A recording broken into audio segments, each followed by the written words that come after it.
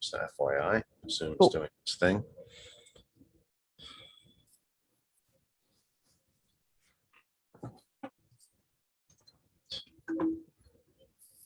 Okay, kill this reverb. Done. Minimize groups.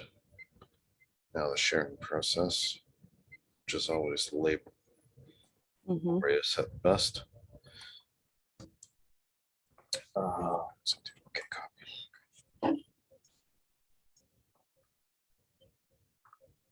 So this is the really fun pre-show part of the program, and we watch Jeff share the show all over Facebook.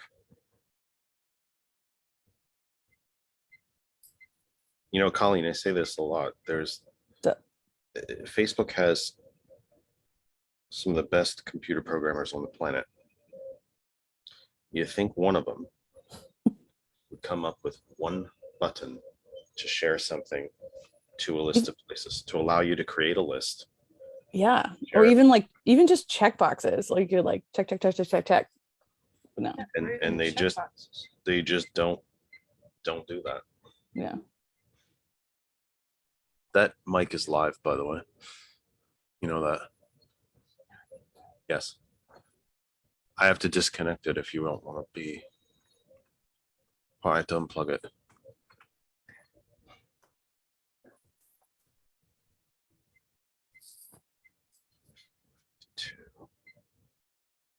Let's take it a little to it. So this should go out to. Actually, right now, if you have a second device anywhere near you, and you go to my group, pluck it from there and send it wherever you wish. Cool. And then whatever pages, timelines, fill in the appropriate term here that you wish to share it to, they can see it live. And as we all know with Facebook video, it will continue to live on there in perpetuity. Forever, yes. Then, in addition, after this is over, George, my technical producer and my friend of 2 decades, and I think he'd rather be my technical producer than my friend of 2 decades. He suffered with me for 2 decades. We'll take the Facebook video and convert it over to the YouTube channel. And I believe that is an easier place for you to take it and do whatever you want with it. Okay, cool. Awesome. It's totally yours. Thank you. You want to chop it into pieces, you want to, whatever, if you want to use it for content, whatever you choose to do with it. That's all good. But I think the Facebook, or the backward, I think the YouTube is the easier place for you to edit from. Yeah. Facebook, you could share. I don't care where you share it. It's good for us. It's good for you. Totally. So we are sharing to our national outlets currently. Oh gosh, I used nasal spray before I started. Stuffed up. Is that time of year? It must be. Yeah, because I've been really stuffed up lately. They say Pennsylvania has the worst fall allergies of anywhere in the country. Well, the Lehigh Valley has some of the worst air quality anywhere in the country. Yeah. We do down here too in Cumberland County, thanks to all the truck traffic and stuff. Yeah, that's part of it. I mean, we probably share trucks, right? Like going up 81 to 78 and it's the same trucks. It's the number one industry, if you want to call it that. That's a stretch. Industry implies that you're actually making something, which we don't do here. Anymore. With the exception of maybe Air Products and Mack Trucks. We don't do it. We don't make anything here anymore. But it's become a sea of warehouses. For sure. Because 78 will take you straight to the ports. Yep. Port Elizabeth and the airport. And then 78 up 33 gets you to 80. and then 80 gets you to Everywhere. Yeah. 380, which gets you to 81, which gets you to, and 84. 78 goes all the way to Harrisburg. Then you can turn south into Baltimore, and on and on and on. I For don't sure. give you a geography lesson, but you understand what I'm saying. Absolutely. It is. It's become it's just become a sea of distribution warehouses. Yeah, we're having the same thing here in Cumberland County for sure. Taking stuff from China and sending it everywhere. Yeah. And why did I do that? I said former industry because my grandfather was actually worked for Bethlehem Steel. Yeah, I mean that's a lot. That's I mean a lot of people here could say that. Yeah. Still, yeah. I am actually going to be done with this early. Wow. I want to share the group part. Whoa. Something's wrong with this picture. There and there. And then I will tell you where we're sharing to this week. Cool. Hey, Progressive Pints, just shared to you. There's the hub. All right. That's my neck of the woods. Indivisible of Laurel Highlands. Hello, gang. George Simpson Political Group. Hello. Pennsylvania for the People. Indivisible again. And this is Nightingales. Blue Revolution. Progressive Democrats for the People. MacPac, my favorite name. Flip PA. PA 9. Indivisible PA. Secret. Lehigh Valley Young. Progressive and Greens of Massachusetts. Always happy to have them with us. Love that. We say we're a global program and we mean it. Love it. Where else are we going? Here's Back to Blue Northeast. Here's the Progressives of Montgomery. The New Deal Democrats group. Very happy to be with them. They very fairly a couple weeks ago gave me a little poke in the side and said you could throw our name out there occasionally. They are correct. I could. And well, there you go. So there you are, New Deal Democrats. We thank you very much for allowing our program to be part of your group. We absolutely appreciate it. We truly do. Every single group, every single human that shares the program, even individually or on your own timelines, actually means quite a lot to us. We could not be here if you are not there. It's very, very simple. Wherever you do any kind of entertainment, TV, radio, the podcasting, you name it. If you weren't there listening and watching, we could not continue to do what we're doing. And you are, and so we thank you for that. The Metro DC DSA and a new Union County PA Democrats group. Thrilled to have them. Love that. Kind enough to welcome me into their group, which we are very appreciative of. So we're sharing the program, I believe, for the first time to their group this week. So 4:59, we're almost there. We'll be live shortly. I'm going to give Colleen the good news. 90. Program has gone to 90 places. That's incredible. What's that? Do you want me to disconnect it? Well, you're not gonna, it's not like you're gonna start talking. Okay. Are you? No. And I can't find the splitter. Okay. Don't worry about it. I don't know where the mic splitter is, so no, I can't at the moment. Or can I? Don't worry about it. Well, I got about 60 more seconds. That's about all you're getting. What are you, the blue one? Yes, you are.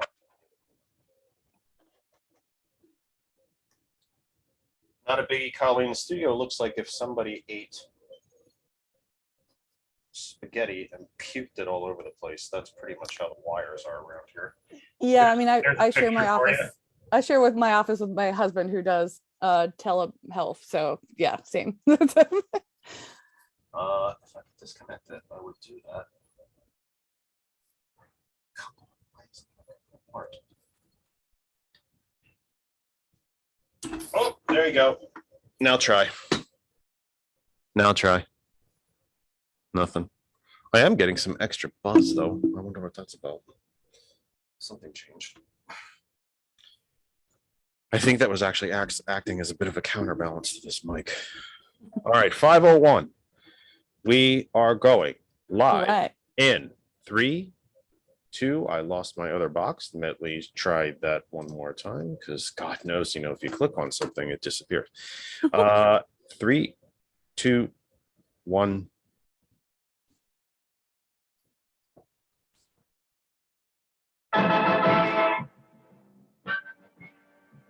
Kennedy, Kennedy, Kennedy, Kennedy, Kennedy, Kennedy, Kennedy, Kennedy, Kennedy, Kennedy.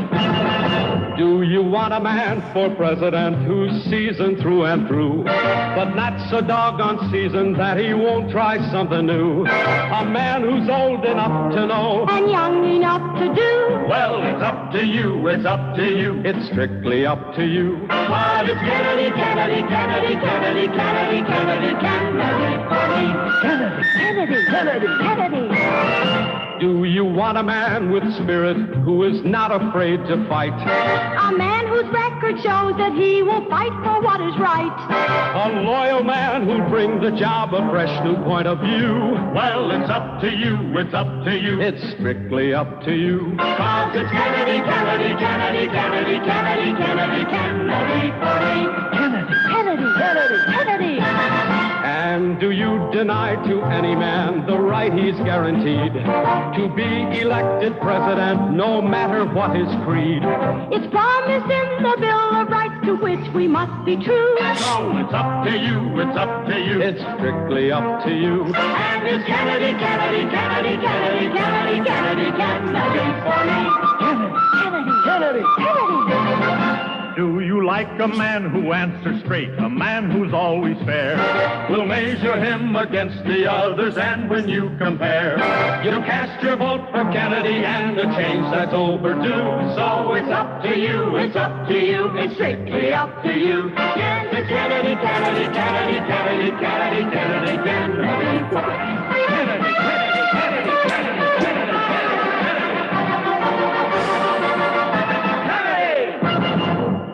Welcome from my humble second bedroom here in the Saucon Valley, part of the Lehigh Valley in the Commonwealth of Pennsylvania, in these United States, on this planet Earth, the only one we have. Third rock from the sun in the Terran solar system, part of the Milky Way galaxy, heading ever so closer on a collision course with the Andromeda galaxy. Don't worry, folks, you'll all be dead by then.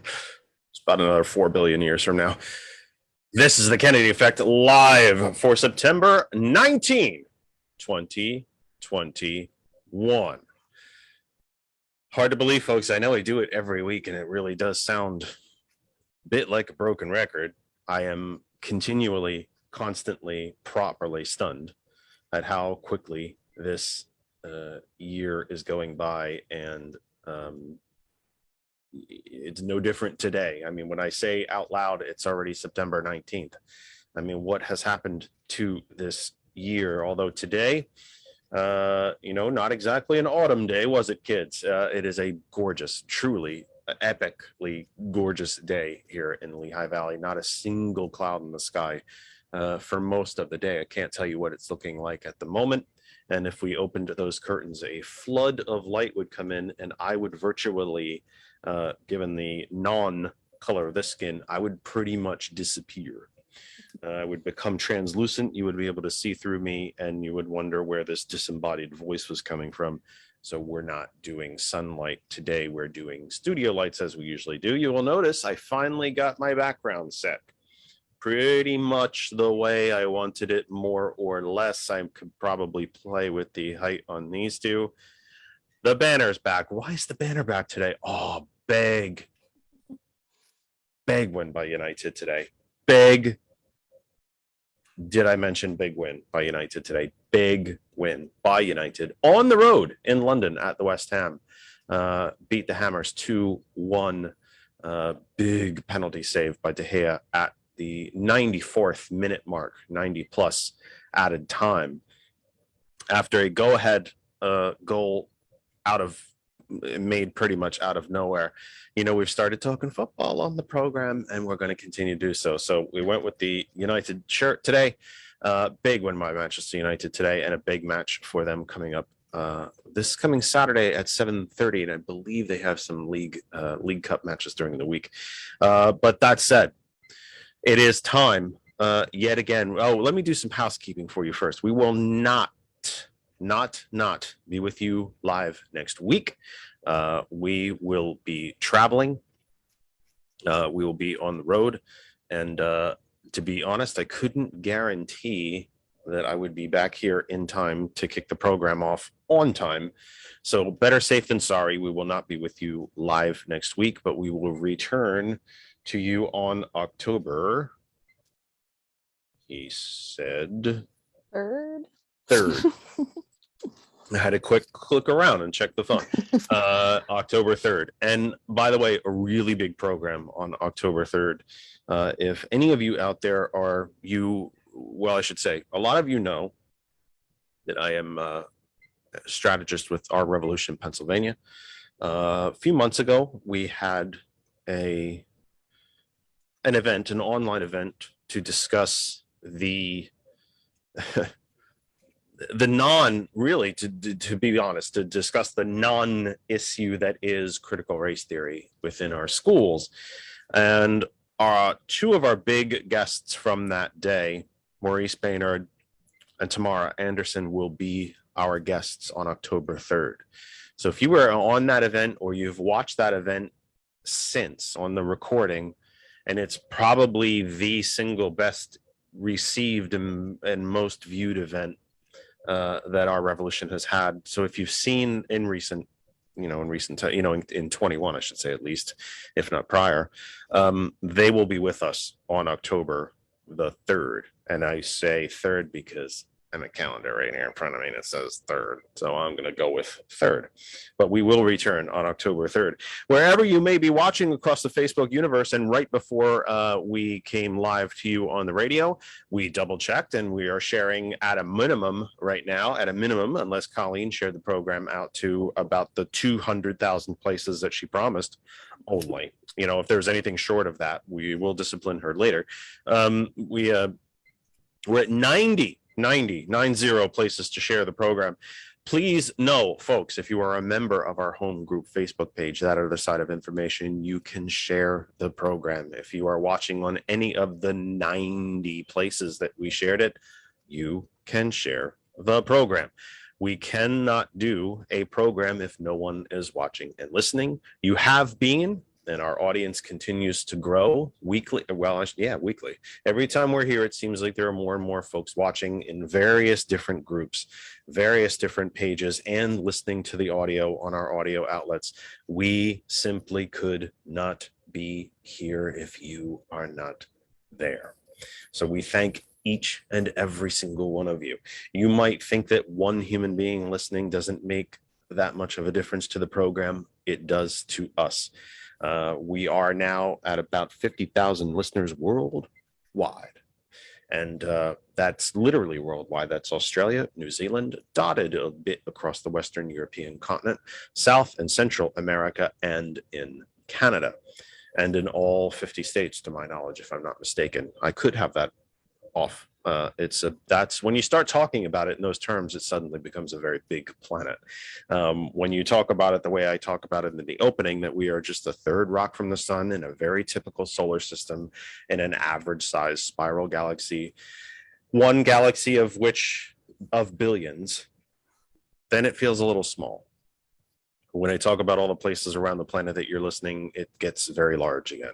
But anyway, the big point is thank you. thank each and every one of you. You are important to us. Agree with us, disagree with us, like me, hate me, wish I actually had skin color, whatever it might be.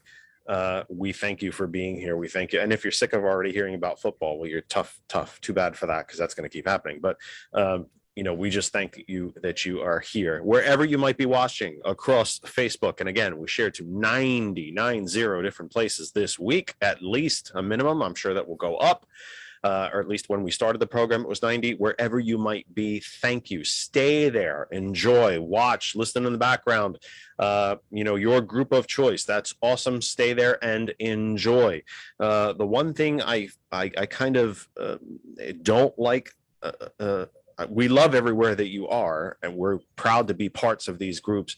If you comment on the posting that is the video of the program, I will not see it.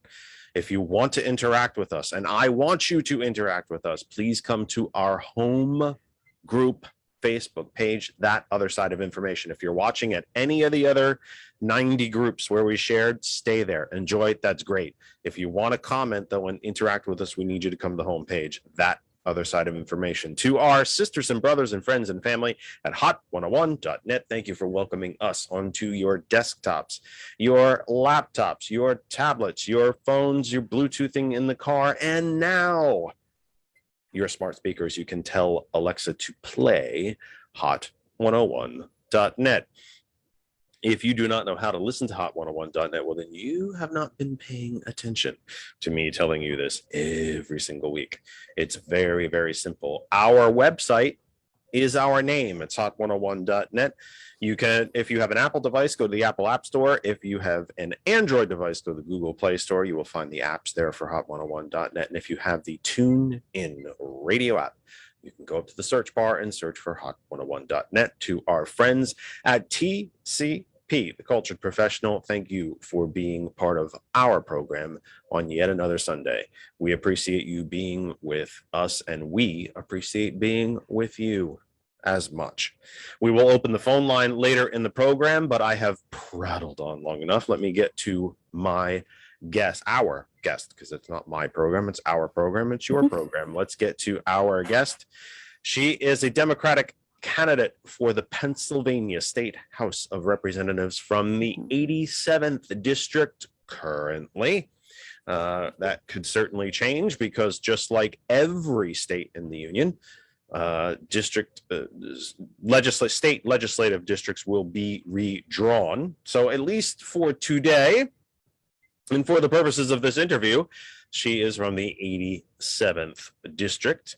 And it's a really important thing, and we'll get into that throughout the course of the conversation. But this redistricting process is not just something happening here in Pennsylvania. It's going to happen everywhere in the country.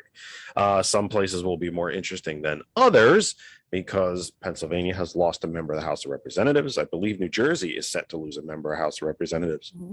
And I think New York may be as well. And they're going somewhere. That means they're going to other states. So those boundaries will be interesting. There is deep Republican gerrymandering throughout the state legislatures in this country. They will have to be redrawn. Happening times here in the United States. Redistricting being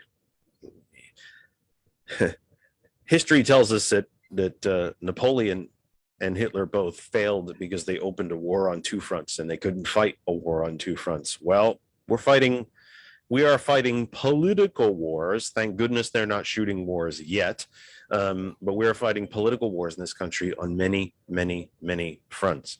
And one of which, of course, is voting and voting rights. And that, of course, is affected by redistricting.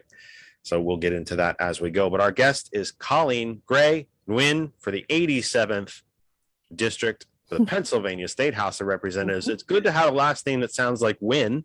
Yes. That's a good thing. Yes. It's natural. If only more people could pronounce it.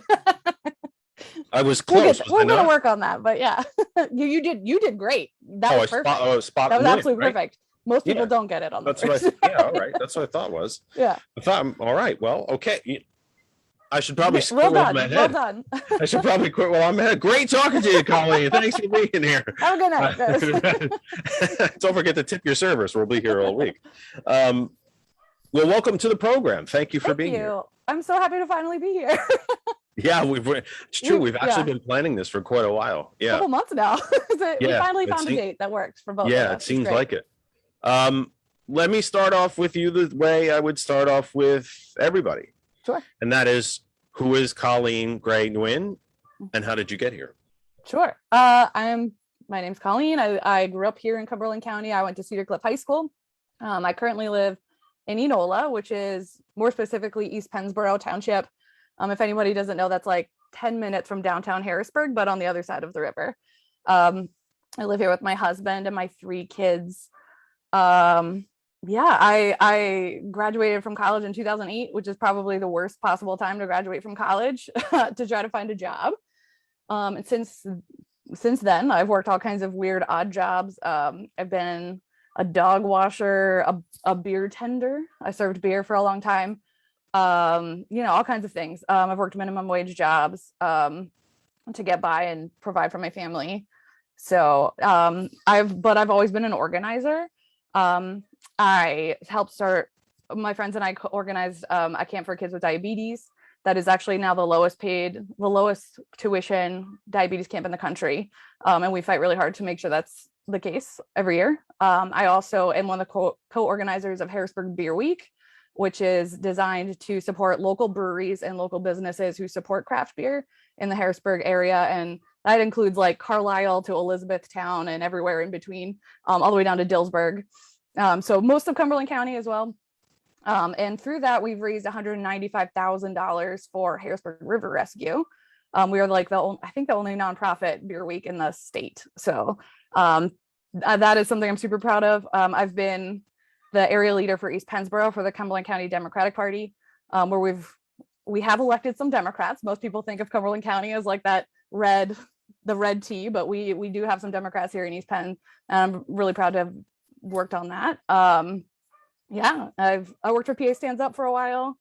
I was the field director for Tara Shakespeare in the general election last year, and I was actually Shanna Danielson's co-campaign manager through the primary. So once she won that primary, we brought in the big guns. But so I've been organizing for a long time, and I went through the Emerge program last year, and decided like now is my time. Now is my time to do this. I'm ready, and I'm ready to kick some butt. So really get to work for working people is my You did say it a little bit that now is your time. Mm-hmm. Why do this?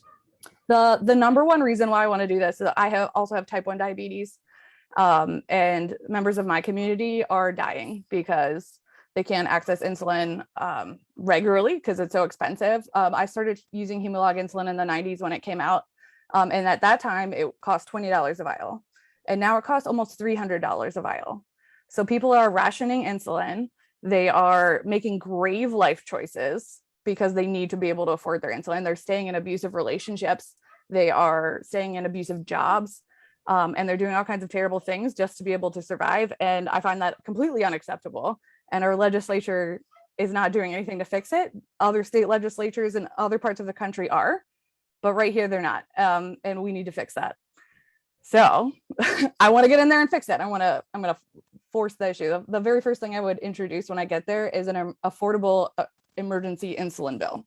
Right now in Pennsylvania, you can get access to emergency insulin, like without a prescription. You can get a little bit of insulin, but it doesn't account for cost.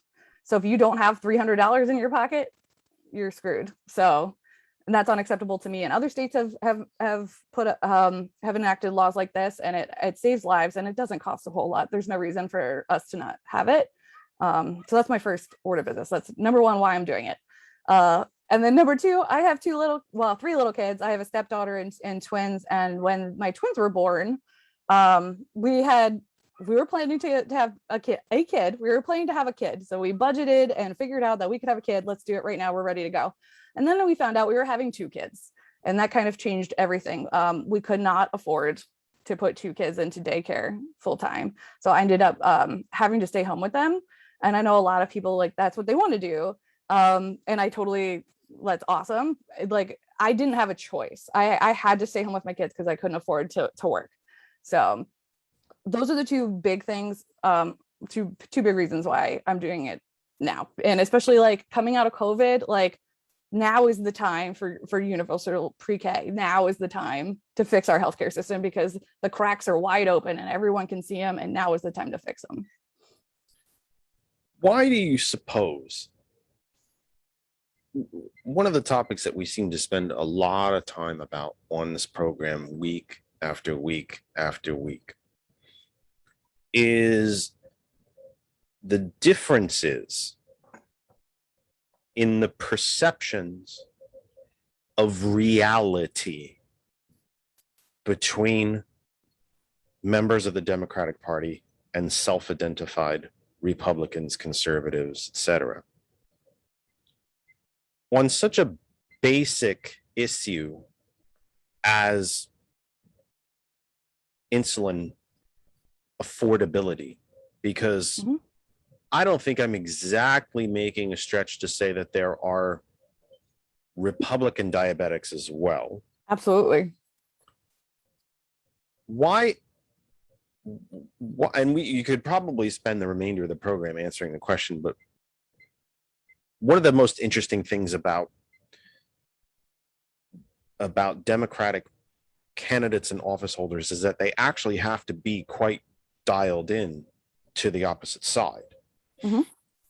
And why is it that you suppose there is such a, I'm speaking very slowly because I really want to use careful wording. Sure. There is such a just a canyon of difference in the understanding of the realities that this pandemic have laid bare between the two political ends of the spectrum. I would say parties, but they're not a political party anymore. So the two ends of the political spectrum,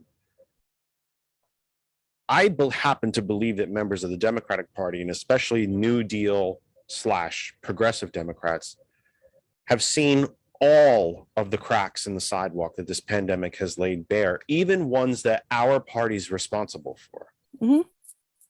Whereas the other end just thinks we're to blame for everything. Sun came up this morning, yeah, Democrats did that. Rained, Democrats did that. It's quiet here on my farm, Democrats did that. It's loud, Democrats did that. You know, we're just to blame for everything because they're in the bubble and that's the end of it. Why do you think, especially in a county that has some Democratic elected officials, although is primarily red, not exclusively, but primarily. Yeah. Why do you think there's such a wide gap between our perceptions of reality and the lack of perception of reality? That's a really good question that we could talk about for a long time. You know, I think a lot of it has to do, I don't know, social media is a thing, right? Like we're all in our very specific bubbles a lot of times. And it's hard to get people out of that. And really the general like philosophy of a lot of conservative folks that like it's all about my personal freedom and not about the greater good, while I like understand that is inherently flawed, especially when I don't have freedom because of the lack of support from the government. You know, like I was on a town hall with Malcolm Kenyatta the other day, and I told this story about like I was living with my now ex-husband, my husband at the time, and the only reason I was able to get out of a very dangerous abusive situation was because of the Affordable Care Act and the you know the lowering of the age for continuing care through my parents. If I hadn't been able to do that, I could have been in a much more serious, dangerous situation. And there are folks out there who don't have that, and that's unacceptable, right? So like there are people who are stuck in abusive situations. They're stuck in terrible jobs, and they don't have freedom. And I think we need to redefine what freedom is, if that makes any sense. I talk every single week. I think George can possibly correct me if I'm wrong, but I cannot remember the last week. And he actually has a placard that he could probably put up with FDR's second Bill of Rights, the Economic Bill of Rights. The original Bill of Rights, the first 10 amendments to the Constitution, all passed in one shot, very shortly after ratification. They are largely civil rights and political rights, but they are not economic rights. And that's what, and George is kind enough to put that up. Love that. It's part, and that's not even all of them. There actually is 10, but it's, you can only do so much in a Zoom square. FDR felt that we needed to codify, engrave in stone, a set of economic rights.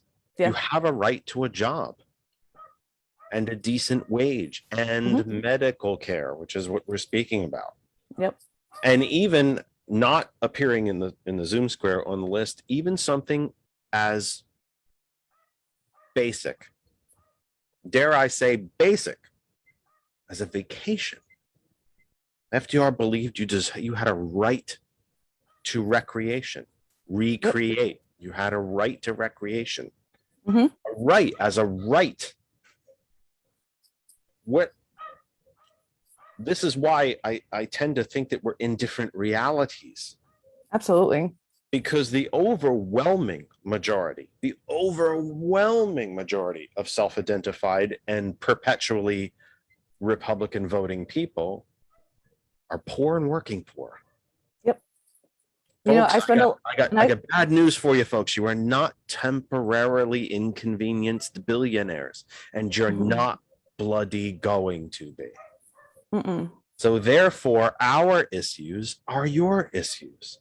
Absolutely. I mean, I've spent a lot of time talking to Republicans, especially lately, like leading up to this municipal election. And, you know, property taxes is probably like the most popular thing people want to talk about. And it's actually the one thing we can all agree on, that the system of property taxes in the state is broken and makes absolutely no sense. And it's something that needs to be fixed. As in most states, to be honest. Yes. Yeah. And it's something that needs to be fixed. It's hurting the most vulnerable of our community, our kids and our elderly folks. Like it makes no sense. And but that's exactly how it's structured. Exactly. It's that's not structured that way by accident. And we need to be talking more about that, like as a party, about how we can fix it.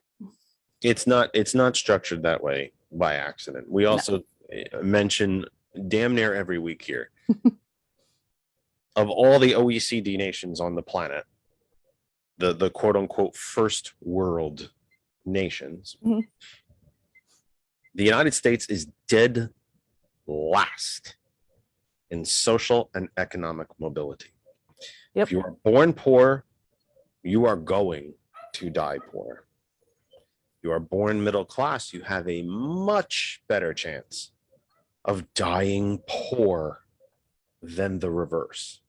I mean, especially right now, like with student loan debt and the cost of housing right now, it's absurd. Like people aren't having kids because they can't afford it. And absolutely, like we're actually moving backwards. It's absolutely absurd. It's funny because Kristen and I were actually talking this week. The Guardian posted or published an article, I guess posted, depending on how you look at it, but published an article that they did an informal kind of poll about childless couples and why are you childless? And overwhelming, it's economic. Simply can't afford to have children. But there's also a significant percentage that are quite literally afraid to bring children into this world, into this current world. I believe it. And believe it or not, even more so than the political strife and the political hesitancies are environmental hesitancies. Oh, for Why sure. would we bring a child onto a planet that's burning? That's, Yep. that's quite literally on fire. Hmm. And I suspect that part of those fears, if you asked to drill down that specifically, part of those fears would be, what is a vial of insulin going to cost like in another 30 years? It's be $1,000 a vial. Hmm. And if you track the I should say trying to do a little bit of math in my head. If you track the growth in the price of a vial of insulin compared to, let's say, something as radically socialistic as the minimum wage. Yep. Not in any chance on this earth would you be able to afford insulin at the current rate of increase of the minimum wage compared to the increase of a vial of insulin. Absolutely. And I talk about this a lot in my circles, that like it's not even just insulin for us. Like you need a way to deliver that insulin. You need a way to I think you're right. know It's how much not insulin to take, and you need a medical right. professional to tell you what to do, to teach you what to do, and to help guide you in that. And if you don't have access to all of those things, it's life-threatening, like almost like immediately life-threatening. Like you could really hurt yourself. It's I not happen to good. think that insulin is just one of those really endemic examples. It's something tangible. Even if you're Yes. not diabetic, you get it. You have to take this stuff to live, period. That's it. And it's very, very illustrative of the problem. And I guess I'm using that, perhaps I'm overemphasizing that particular example, but I do think it illuminates. It's always my example because it's also like my life, right? And it's not like it's more complex than people even realize. Do you know what I mean? That insulin is just the tip of the iceberg for us as people with diabetes. Like it's the whole system is not okay. Bro, no. And right now, like my goal right now, like getting into the legislature and fixing this very first thing so we can survive every day. And then, and diabetes is a thing that like, if you're not, the further you are away from like non-diabetic blood sugars, the higher chances you have of serious complications. So like, first step, emergency insulin, you're not going to die right now, right this moment. Second step, getting access to healthcare for everyone with diabetes that needs it, and everyone with any chronic illness that needs it, because it's a long-term thing. And it is something that we need access to this stuff our whole lives, and even like our state Medicaid system, like you would think that like diabetes would be considered a life-threatening disease, and it's not. We don't qualify for Medicaid until you are in kidney failure. Like we need a universal system here. 5:33 Eastern time. We're already a half hour into the program. How about that? Flying by, as is all of 2021, and in some cases, thank goodness for that. Is this the bingo board on the screen? That is that's the Kennedy Effect bingo card, because as I mention these repetitive topics each and every week, you can quite literally play bingo along with us. So we've already knocked out. We already knocked out pre-show. We didn't get. Yeah. We already knocked out phone calls. Hot 101. We did Republican Corporation. We're right there. You got our revolution. We didn't get I got our revolution in there somewhere. Yeah, we got the New Deal in there already. Oh, please, you're so close to bingo already. Anyway, 5:34 Eastern time. You are on the Kennedy Effect live for the 19th of September, 2021. Wherever you might be watching across Facebook, at least 90 shares. I haven't had a chance to check to see if that's gone up. At least 90 shares when we began the program. Stay where you are if you are happy in the group you are in, listening, watching, listening in the background as you're getting the kids ready for school tomorrow, making dinner, or perhaps still outside enjoying what is really a picture perfect day, at least here in the Lehigh Valley. I assume throughout the rest of the Commonwealth and most of the country as well. A beautiful, beautiful transitional day between summer and fall, to be perfectly honest. Dry but warm. That's a kind of that midpoint there between summer and fall. Wherever you're doing, stay there, enjoy. We appreciate you, and we deeply appreciate every single group that allows us to share our program onto your timelines. If you would like to interact with us, that's when we ask you to make the couple of extra clicks.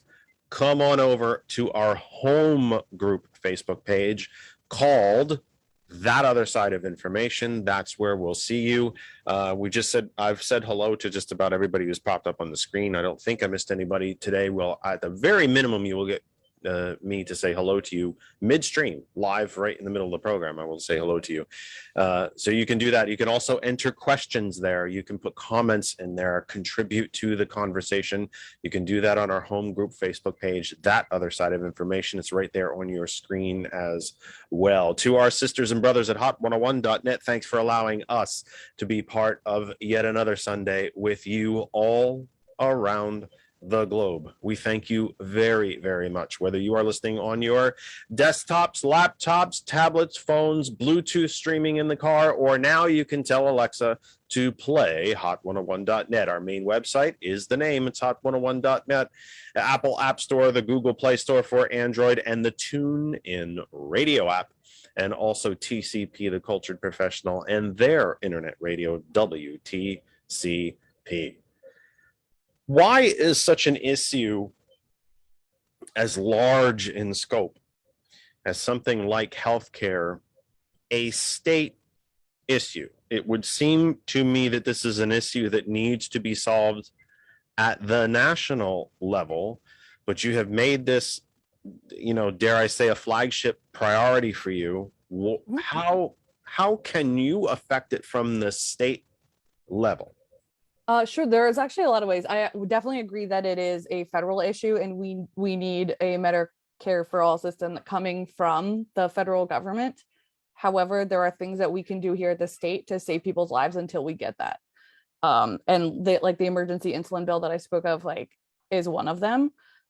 Representative Frankel has now twice in the last 2 years, in the last 2 sessions, introduced a bill that would create a board of legislators and stakeholders that would take a look at pricing for medications, different drugs, and basically issue guidance on what those things should be priced at in Pennsylvania, and that would help lower prices through Medicaid, and then in theory through all other insulin or insurance companies in Pennsylvania. So there are things that we could do, and our legislature isn't doing any of them at all. Other states have copay caps for insulin and other medications that are very necessary, and they're not doing any of that. There are things that we can do, and they'd rather argue about conspiracy theories and flags and things. I don't know. It's bad. I think everyone who watches or listens to the program before I ever came into their lives knows, is conscious of the fact that the United States healthcare system, which is a stretch to even call it such, it's an industry. Mm-hmm. It's a financial industry, basically, is a for-profit industry. It is. We are the only nation on earth that does things the way we do them. And that is why we spend infinitely more. Yep. At least in theory, the folks running these so-called insurance companies, because insurance is supposed to cover you when things go rough, but yet they really make money when they don't cover you. Yep. Why do you suppose these titans of industry, so to speak, the modern robber barons, really, if you go back to the late 1800s, 1900s, and 1910s, mm-hmm. These are the modern robber barons. Every statistical model, every data point, every study, be they university, private, or government, tells you that if you spend more money on such things up front, regular checkups, preventative care, even contribute toward people's gym memberships and such, that you save infinitely more money down the line. But yet you just told us in the first half hour the Pennsylvania Medicaid system, as far as diabetes, will only assist you when you are in complete kidney failure. I Yep. have to think it's a lot cheaper to help you now than it is to try to help you pay for a kidney transplant. Yep. Why haven't the smart guys, because there's not many women in there, by the way, why is it that the smart guys have not figured this out? I mean, this is going to sound very bleak, and it's because they're counting on us dying before we need that. I mean, The Alan Grayson on the floor of the House, Republican healthcare, die quickly, and hopefully it doesn't hurt so much. Yeah, because then you're really cheap. Yeah. If you just die, then you're real cheap. Yep. Then you're all profit. Mm-hmm. Like, I don't have any other answer. Like, that's like, I've been doing this for a long time. I was 3 when I was diagnosed with diabetes, and I've been working in the diabetes community since I was a teenager. And that's the only thing I can come up with. Like, that's the only reason why this is. Like, they just assume that we're gonna either that or somebody just turned the lights off in my house. Woo. Either that or they I don't mean they don't care. They don't care, or they're gonna keep us alive just long enough until something else happens. Like, it's just to none of it is extract every bit of wealth they can get out of you until you become expensive. Yep. Or until there's no wealth left to extract. Yeah. Oh, yeah. That's Then- they're gonna, they will soak get every penny from me until I'm on dialysis. And that's when they'll be like, oh, okay. Now you're really expensive. Yeah. And it probably won't last very long. So But these are supposed to be the smart people in the room, isn't it? You know, I often talk about the example of the fossil fuel industry. We now know from released and some seized records that ExxonMobil, they of course were Esso back in the day, knew as early as the late 50s and early 60s, they knew what they were doing to the climate. mm-hmm. And again, these captains of industry, rather than take 1%, 2%, 5% of the net profits and begin to slowly convert their companies into green energy, they suppressed the evidence. Imagine what the planet could be like and how big and even more profitable a company Exxon could be if it was a green energy company. Mm-hmm. 'Cause by the way, folks, there are roughly 24,000 fossil fuel jobs in the Commonwealth of Pennsylvania. That sounds like a lot. You know, it would fill an arena. It's a pretty good crowd. There are over 96,000 green energy jobs in the Commonwealth of Pennsylvania. Commonwealth budget, the most recent budget, Colleen, Governor Wolf, I think from our side of the aisle, got a hell of a lot of praise for. Mm-hmm. It also raised taxes in very certain and very specific areas, and that money was put toward education, and everybody threw ribbons and confetti and flowers at him. I didn't. Mm-hmm. Because it seems to me, rather than raise those taxes, we could have just stopped giving $3 billion to the fossil fuel industry. Yep. Especially since they're not even 1/3 the size of green energy. Mm-hmm. I knight thee, you have won your election, you sit in your seat in the legislature. What do you do about it? Well, I mean, I'm 100% for ending fracking in Pennsylvania. I have friends who have pipelines going through their backyards, and I find that completely unacceptable. And to be honest, do you want to end it, stop it today? Do you want to not allow any new leases, or do you want to tax the ever living crap out of it? I don't want to tax it. I don't think we should be basing any of our income on this industry. I've had some conversations with like Elizabeth Fiedler about this too. Like, absolutely not. Like, we should not be educating our children on the backs of the fossil fuel industry. I think that's irresponsible. We need to end it as soon as possible. And I do think, you know, creating, I love what Senator Casey introduced at the federal level, the Citizens Climate Corps. I think that's more of a route we should be going, and we could be taking those folks who need jobs. And to be fair, a lot of them don't live in aren't from Pennsylvania. They come here to work and then they leave. But we can offer jobs in a lot of other areas for those people, and we need to end fracking as soon as humanly possible. I won't name the person. Former official in the, Boilermakers Union. It's the Boilermakers Union, isn't it? Mm. Was it Boilermakers he was in? Yeah, it was Boilermakers. Because I used to have this, I've had this conversation with this gentleman more than once when he lived here and when he was an official with the Boilermakers Union, that the Boilermakers have been traditional for defending the fossil fuel industry. They are quite practically, in my mind, I'm not putting words in anybody else's mouth. In my mind, they're in the pocket of the fossil fuel industry and owned by them lock, stock, and barrel.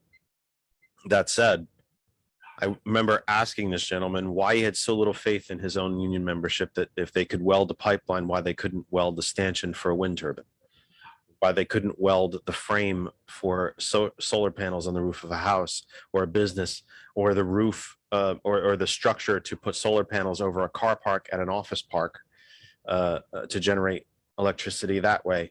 Yep. Don't you find sometimes some of the frustration in what we all do as organizers, as candidates, as members of our own party at times, and sometimes we can be our own worst enemy? Mm-hmm. The simplicity of some of the answers to our problems, not all, but the simplicity of some of these answers. Yes. Yeah. Absolutely. And Are I these mean, conversations that you're having as you campaign? to be honest, not totally yet. Like, I mean, I'm talking right now, we're in municipal, so I'm talking a lot about local issues, but I mean, it's something like broadly I talk about. I mean, definitely last year for sure, we talked about this a lot, but yeah. And we live in a weird area where there aren't a lot, like in my district, in my town, like that is such a like far off thing. Like we don't live in Pittsburgh area, or in Philadelphia, where they are dealing with the pipeline. We do have a little bit of it, but like not right here in my area. But I think here people are more concerned about climate than they are about the jobs that could potentially be lost, but I don't think they would be lost. I feel like anyone who drives on a Pennsylvania road or bridge knows that there is work to be done in this state, and we could give people jobs to fix them. Absolutely. And that's another place that I think these welders and pipe fitters and boilermakers would find work. Yeah. The infrastructure of the Commonwealth. I drive a lot of the Commonwealth, and I have to say, I don't believe it. This is going to sound strange coming from me, folks.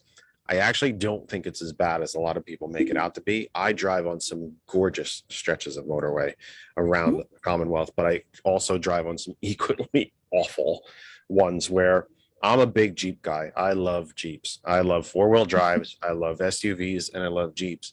And you kind of need one. There's some places in the Commonwealth where you have that bright, shiny red, white, and blue sign. It says interstate, fill in the number, and you're just bouncing along like you're driving on a trail up in the Poconos. I mean, it's remarkable. But there's some nicer stretches as well. I actually don't think the overall infrastructure is as poor as people think.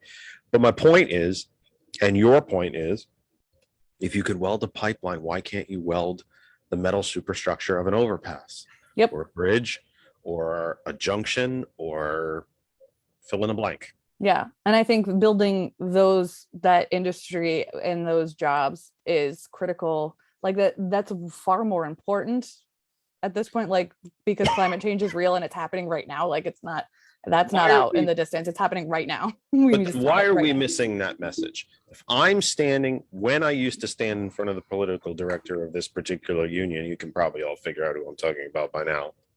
Surprise, he's going to hear about this at some point, and I don't care. That said, when I'm standing in front of him and saying, I have faith in your people, that they can do these other jobs, and that you don't need to be in the pocket of this industry because they can do other things. Why are we losing that message? Why are these members of this one particular union saying, you Democrats all want to take my job? No, I actually think you're skilled. I think you're actually quite skilled. And I think you can do other things. So how am I the enemy? Why are we losing that messaging argument? We lose a lot of messaging arguments, but why are we losing that one?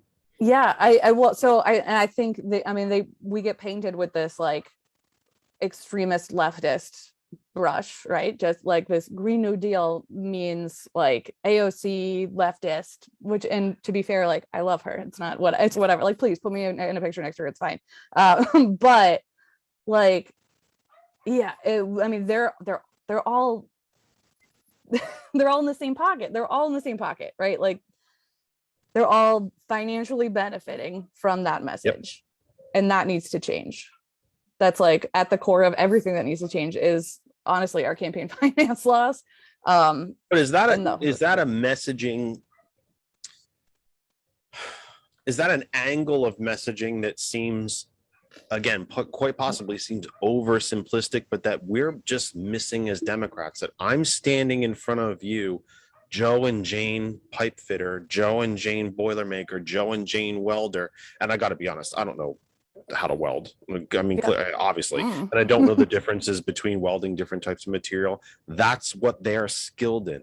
How are we missing that? Am I oversimplistic in thinking that I should be able to stand in front of those folks if they're willing to give me a fair hearing? And I'm not sure that they are, but if they are, and say, I think you're more.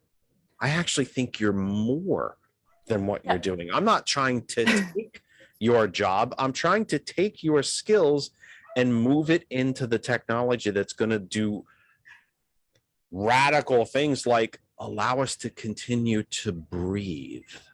Sure. Yeah. Well, I do think part of it is they're just not receiving it. You know, they're not seeing our message, and we should find new ways to talk to people and new ways to reach people. I mean, I do think part of that is like the attack on unions too, right? Like, unions are not as strong as they used to be. Again, that attack on unions never came from our side. How the hell are we exactly. But how are we getting sucked into it when we're not the ones that did it? Sure, because they weakened our unions, and the folks that are at the top of those unions are the ones who are disseminating all of that, right? Like they're the ones in power, and they're not here. The members are only hearing so much. They're not getting our side. You know what I mean? And it's does that make sense? What I'm saying? What is the general? I realize we'd be painting a bit with a broad brush. You know, in a nation of 330 million people, there are very few exacts. And there's a lot of blurry lines. Your district, the 87th district. First off, give me a verbal geographical picture of the district. What is the economic and political makeup of the district currently? It's very suburban. It's a lot of folks who work in Harrisburg that live here. It's very few. Mentioned Cumberland County. So what? Yes, Cumberland County. What counties are we talking about? What municipalities are we talking about? Oh, sure. So folks might have heard of, like what big motorways go through. Like tell me that bit. Right now, East Pennsboro, it's East Pennsboro. The 87th is East Pennsboro, Camp Hale Borough, Hamden Township, and part of Silver Spring. So it's along the Conneaut Creek, which is technically a river, but it's a creek. So a lot of our folks is it a creek? It is. It's called a creek, but it's actually big enough to be a river. I was gonna say, is it a creek or is it a crick? It's a creek here. We say creek. Okay. Yeah. The most I know about creeks is what my body does when I try to move. Yes. I mean, same. I have arthritis too, so yeah. But autoimmune disorders, they're just So it's primarily suburban to Harrisburg itself. So are we talking a lot of government workers? Are we talking government workers? Lobbyists? Healthcare is probably the biggest industry in our area. My husband is actually a nurse too. So two of our biggest employers are Penn State Health and UPMC at this point. We also have a large Highmark building right here in East Pennsboro. the Commonwealth government as well, or not so much? Oh yeah, a little bit. Yep, for sure. For sure. And we're losing Rite Aid. Rite Aid was actually based right darn. here in East Penn. But that's moving to Philadelphia, which is a whole A lot nother of thing. folks unionized then, or at least the government workers are, but not the other healthcare workers. Some here and there, like so my husband doesn't work on the floor anymore, but he was a union member when he worked for Penn State when he was on the floor. So it all depends on where you're working. I mean, our teachers union is probably the biggest one in the area through PSEA.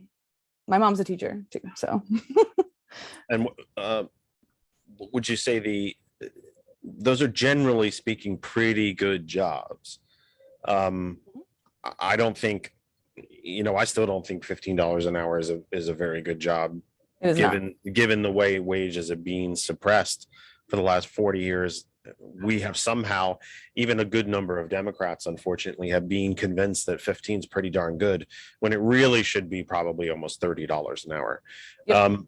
But 15, giving the prevailing market, 15 is probably pretty good. I would assume a lot of those folks only make somewhere in the 15 to 20 range. Even the medical professionals, the nurses and the skilled nurses, the nurse practitioners, et cetera, et cetera. Would you consider the 87th to be a relatively affluent district, very middle class, lower middle class, I would say a mix? Yeah, I would say it's a mix. I don't think it's as affluent as people think it is.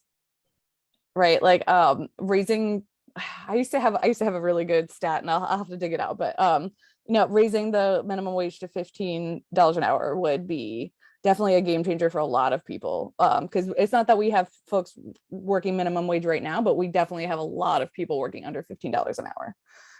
This is perhaps very timely, or a little bit of serendipity, and I'm happy for it. And I did retweet it, folks, where you can find us on Twitter at That Kennedy Talk. You can actually tweet me right now and I will respond to it. I'll read your question on the air if you decide to tweet it to us at That Kennedy Talk, twitter.com/that other side of information. From Pramila Jayapal: someone in a minimum wage job needs to work 61 hours a week to live above the poverty line in this country. That is the worst among OECD nations. Yep. And Pennsylvania has a current minimum wage of $7.25, less than all of its neighbors, including West Virginia and Ohio. Is this West Virginia? Is that West Virginia? To our listeners and friends in West Virginia, not to pick on you kids, but you don't usually exactly set the economic standard in this country. You have a higher minimum wage than we do in the Commonwealth. Is the minimum wage an important issue for you? Absolutely. I've worked plenty of minimum wage jobs through just to make ends meet with my family, and absolutely. Like, you find yourself having trouble or difficulty, even if you aren't having difficulty explaining it, maybe the person on the other end receiving it or explaining it, either way, are you having difficulty tying these things together? We know that these things are all tied together. If you have a union job, you probably have better health insurance. You're probably making a better wage. Mm-hmm. If you're non-union, you might be making less. Maybe you have better health. Generally, it doesn't work that way. But you usually always have a higher salary. That higher salary allows you to do different things, like maybe do something again, wild and leftist and radical, like own a home instead of rent. Excuse me. Own a home instead of rent. Actually be able to afford to see a doctor, and so on and so on. When you tick through the different issues that we're talking about them almost in their own little boxes. Mm-hmm. Are you able to connect these dots for folks when you're out in the trail? Even if you are just talking school board and municipal, can you connect these dots? Do they get it? Oh, absolutely. And I think the general theme of all of it is that our current elected officials are not listening to the working people, right? Like, and that's like the common thread through all of it. And it's not hard to make those connections. and I would like to share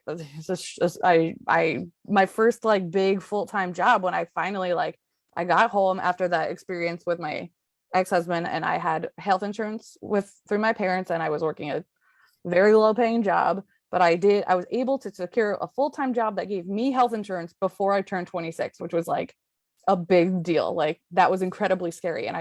But I made $25,000 a year. That's way below $15 an hour. And I had to live with my parents. There was no other way I could do it. I could not afford anything else. Especially because while I had health insurance, it was, I had a very high deductible. I have diabetes. That's like, I hit my deductible very quickly. But when your deductible is $5,000, what are you going to do? But so it's easy to like, it's not hard to talk to folks. And honestly, my favorite thing is to hear what people are dealing with and how these things are affecting them, and talk about how the politicians in Harrisburg could have helped them, and they are not helping them. So yeah, it's always interesting to hear folks talk about these things. And a lot of people who think that they're Republicans, they think that they are registered Republicans, but think they're conservatives. But really, like, the big problem is that big one. Yeah, That's a big one. These people that think they're conservatives, until you start talking issues with them and they go, yeah, I could get on board with that. I agree with that. Yeah, the rich should pay more. Yeah, minimum wage should go up. Yeah, my school's falling apart and still has lead and asbestos in it. Yeah, these charter schools are sucking the lifeblood out of my public school. Yeah, I wish I could afford to better maintain my house. My car's being held together by spit and duct tape. Yeah, I'm on board with you. Then you're not what you think you are. Yeah. I mean, I was Elizabeth Change Warren the delegate. damn channel. Yes, exactly. Turn the dial on the radio. There's a meme I will share occasionally, especially to the most abstinent people on the obstinate. Well, they might be abstinent too. Obstinate people on the right. That your ability to, I'm going to butcher it. Your ability to be flexible or grasp an issue or something like that is the ability to change your mind, not be buried in the position that you're in, or the ability to understand is based in your ability to change your mind. Something, I'm butchering the damn thing to death here, but you get what I'm talking about. It's your ability to actually open up your brain and say, you know what? Yeah, I'll listen to that. Or even, something that I think a lot of folks, self-identified folks on the right, think that we're trying to, well, obviously we want them to agree with us. We'd like them to vote for us. We'd like them to vote with us. But my conversations with folks on the right is not always about, at the end of this 30-second conversation or a minute or 2 minutes or even 10 minutes, that I want you to agree with every single thing I'm saying. I just want you to think about it. Just open up and think about what I'm telling you. Is that still, are you finding that as you are campaigning either for yourself or for other candidates, that you're not getting the whole job done in the first conversation? This is a series of conversations that we have to have with each other. For sure. And I would say not even just in campaigning, but like in life, right? Like I was actually an Elizabeth Warren delegate, or would have been if she made it on the ballot in Pennsylvania. But one of my favorite things to talk about was her plans to tax the ultra wealthy. Like I actually, it was like a mom at dance class. We were having this conversation, and I said, Elizabeth Warren wants to like tax the rich. You're a dance mom. Yeah, I am. It was Irish dance class. Nice. Which again, very on brand. But yeah, exactly. Yeah, you're right. But she, she's like, what is it? Like tax people? What? And I was like, no. Like she's talking about like the ultra wealthy, like the 0.1%, the people who are making like millions of dollars a year. Those are the people we're talking about. And just taxing them 2 cents on the dollar could pay for all of these things. And I, less like universal pre-K, canceling student debt, like funding public education. And she was like, oh, well, why aren't we doing that? I'm like, exactly. Exactly. Exactly. One of the other hats, proverbial hats that I wear, I talk about this very often on the program, as political consultant, and the candidates that I work with, among the homework that I give them is to watch Elizabeth Warren do a town hall. She absolutely mastered that format. Yep. Mastered it. And there was nothing more masterful than the inevitable person that would stand up and say, I want to know about this wealth tax. Are my taxes going to go up? And it's a legitimate concern. When you are scraping and 100% of your income goes to keeping you and your kids and your family alive, literally, then you are concerned. Yep. And every single time she took it with a smile. That's a great question. I'm so glad you asked that. Some of you may have heard this explanation, but for those of you who didn't, let's go through it. And school was in session. Yep. Is anybody here worth more than $50 million? Anybody? Going once, going twice. Third try. Is anybody in the room worth more than $50 million? Never. And she'd say, not a single. Good, because not a single one of you are going to pay it. But let me explain it to you anyway. Yeah. And by the time she was done with the explanation, it was standing over. It was rainbows, confetti, unicorns, standing ovations, roses, you name it. It was all there. Yep. She has such a beautiful way of like explaining things to people in terms that they understand. And it's 100% why I was behind her. Like, I just love everything. Like not even just policy stuff, but the way she was able to explain things to folks, just loved it.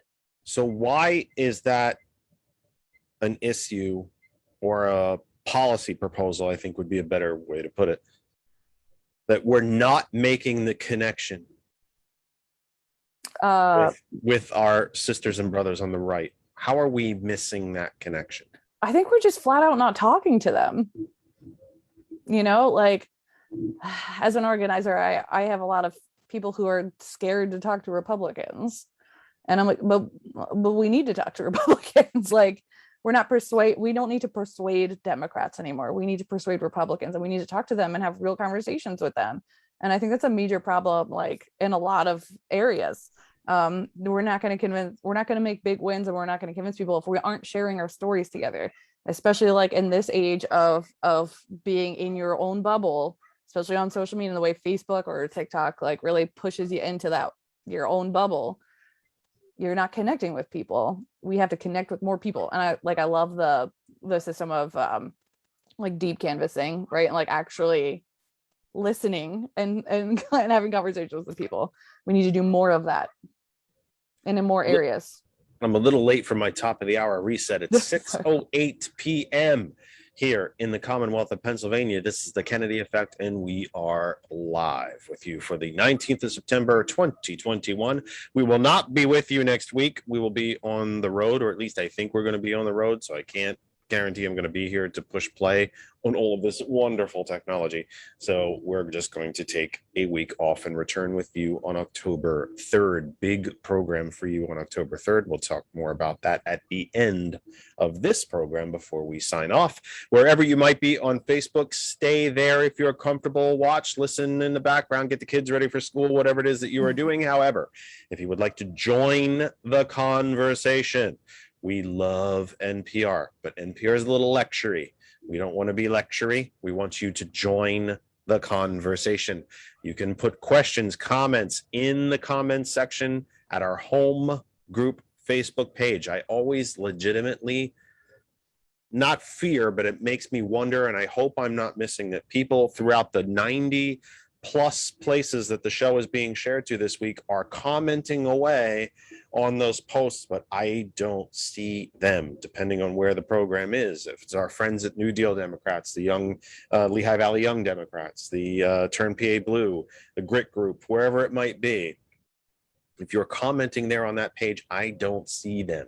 So I'm not ignoring you. I just don't see them. I don't see the comments from all of the groups where the program is shared. If you want to comment to us, with us, ask questions, etc., it's our home group Facebook page. That other side of information, our home group Facebook page, that other side of information. Hot101.net listeners, that's the web address, hot101.net. You can tell Alexa to play hot101.net, the Apple App Store, the Google Play Store for Android, and the TuneIn Radio app. And our friends at TCP from Lancaster, the Cultured Professional. You can watch us on their Facebook as well, come to think of it, and listen to us on their radio, their global internet radio, WTCP. It is that simple. And oh, by the way, small little thing for you, because I know it scares the heck out of everybody and not nearly enough people do it. So these are cool. You can call folks on these things. The phone number is on the screen. We will take your phone calls right now. Our one whopping phone line is open, 267-227-9189, 267-9189, 227-9189. And if you are listening to just the audio on Hot 101, don't worry. Look at the telemetry on your phone. The phone number is right there. So wherever you might be listening, literally around the world, you can still call us, 267-227-9189. Let me ask you about we talk about the connection between I didn't even reintroduce the guest. That was pretty dumb. It's all good. The broadcasting guy not to introduce who we're talking to. Our guest, our honored guest, our new friend of the program and new family member of the program, because we are a radio family here, is Colleen Gray Nguyen, a Democratic candidate. We think possibly the Democratic candidate, but a Democratic candidate technically for now, for the Pennsylvania State House of Representatives from the 87th district. And as we've been saying, currently from the 87th district, because that could change too. Who the heck? Because who knows? Yeah. We talk about the connection between a minimum wage to a union job, to healthcare, to schools and property taxes and income taxes, because there's quite a steep income tax in Pennsylvania. And of course, the income tax in Pennsylvania is static, so to say. If it goes up, it goes up for everybody. It's not a progressive income tax. If you are poor, yes, technically you pay the same 3%, but that 3% means a hell of a lot more to you than it does to a billionaire. And oh yes, we do have some billionaires here in Pennsylvania. But we are in an odd year election cycle. There are very significant and very important local, county, and municipal races and judicial races all across the Commonwealth. How do you tie together, when you are having conversations, because you're working for your local candidates as much as yourself, probably more at this time. It obviously it helps you to be out there, but you're working for them right now. They're the ones that are up first. Absolutely. How do you tie these conversations together that what's happening on the federal level is pretty easy to follow? Sure. We have cable news networks, we have all sorts of, national radio and so on. You're not always tuned into what's going. Sometimes the people are least tuned in to what's actually happening at City Hall. Yeah. And even more so at the school district administration building. How do you tie some of these bigger issues and bring them down to the street level? Sure. So I think it's not as hard as it is, like, as it has been in the past. Like right now, like so much is coming from the major federal system and the parties, and from the state government and my current legislators, who are not, in my opinion, working for the best interest of their actual constituents. So it's not hard to tie, like, when we're talking about masking and vaccinations, like we can talk about it in the school district level, but it all ties into the state as well. So it's really not hard at this point, like as probably as much as it has been in the past.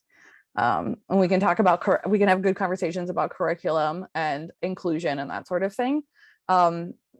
And how the state government can influence that. But yeah, it's happening all the time. and then like we talked about property taxes, like it's really fun to go out and knock with the municipal candidates, and they talk about local taxes and that sort of thing. And then I can be like, oh yeah, I want to help fix that too. Like I want to get in there and help you, give you some relief from these terrible property taxes. Yeah, we're giving away. It's actually really fun. I actually love doing it. We're giving away $3.2 billion a year to fossil fuel companies. And oh, by the way, Republicans in Harrisburg are sitting on another $5 billion in CARES Act relief funds that they decided you don't get. Yep. I'll be at the Capitol tomorrow. You're not eligible. The Moms Rising crew talking about that. So right. In the chat, thank goodness somebody decided to ask a question. I love when that happens. Patricia Sapola, and I hope I am pronouncing your name correctly, Patricia.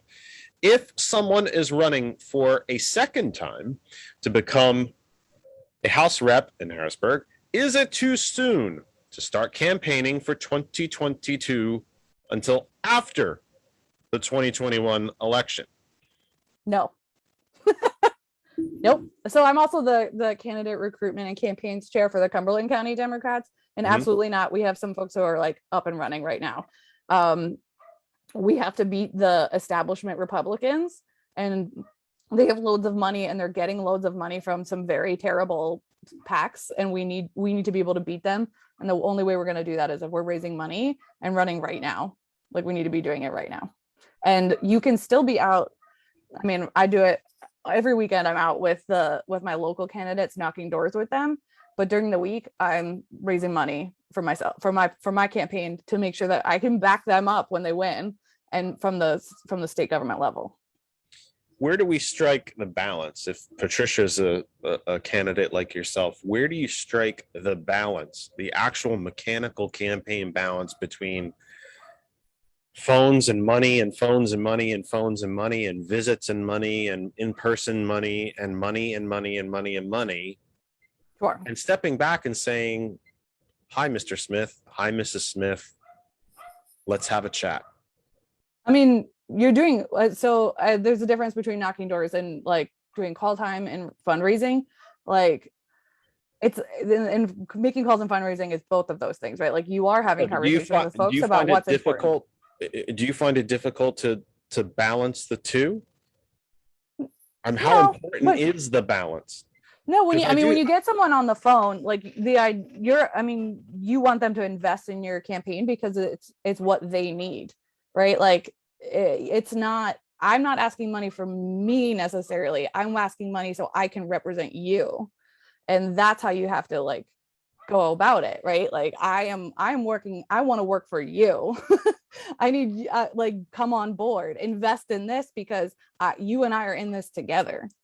So it's not, I mean, yeah, call time sucks. Like doing all of that, it is awful sometimes, but like it can also be really cool, and you have really great conversations with people about what's important to them, and it's not bad. I think it's naturally, humanly awkward, to ask people for money. Mm-hmm. It just is awkward. And like making the family calls, or like honestly, I hate doing it. I hate calling my family. Like that's a different thing than like calling my phone. Calling like my folks who I work with on the ground, and like we're in the same cause together. It's a different thing. Is it my perception? It's a discussion Kristen and I have had quite a number of times.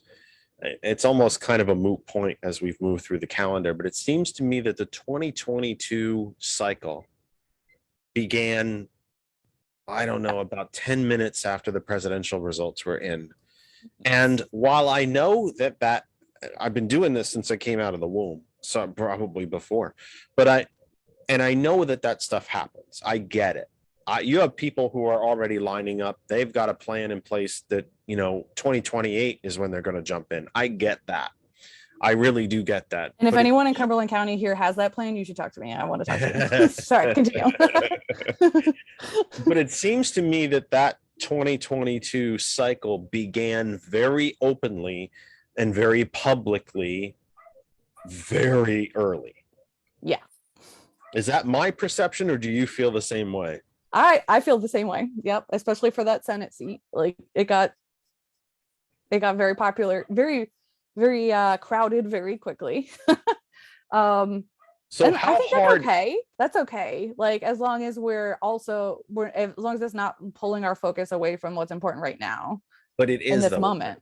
But it kind of is, isn't it? It can That's sometimes. my- And that's why I'm like, when I'm out knocking, I'm knocking with my local candidates and I'm knocking for them first. Like when I have a conversation at a door, I'm talking about my township commissioners and my school board candidates. And giving their spiel first. If I have a good conversation with someone, I'd be like, oh yeah, also I'm running next year. Here's my business card. Because Because those things are important. Yeah. it doesn't I can't exactly say it keeps me up in it or something like that, or that it's even a fear, but I do think there is a natural tendency for folks to gravitate whatever attention it is that they pay to this on a daily basis to those bigger Oh, for sure. bigger offices. Like, wow, US Senate, oh whoa, hey, what's happening there?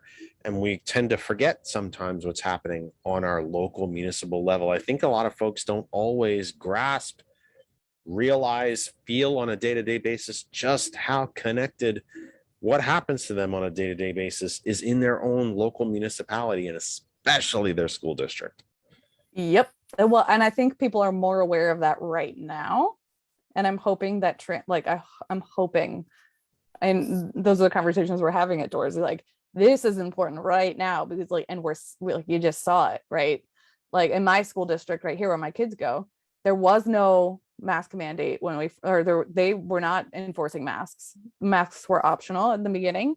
And that first week of school, there were 350 kids across the whole district who were quarantined. Now that the mask mandate is in place, and like, thank goodness our district is actually enforcing the mask mandate, there were only 80 kids out this week. Like that's clearly where you can see that the leadership from your school board was not good enough. You can see that. How loud, how raucous, how hopefully not violent have your school board meetings become? They haven't been as bad as others, thankfully. There's like one dude.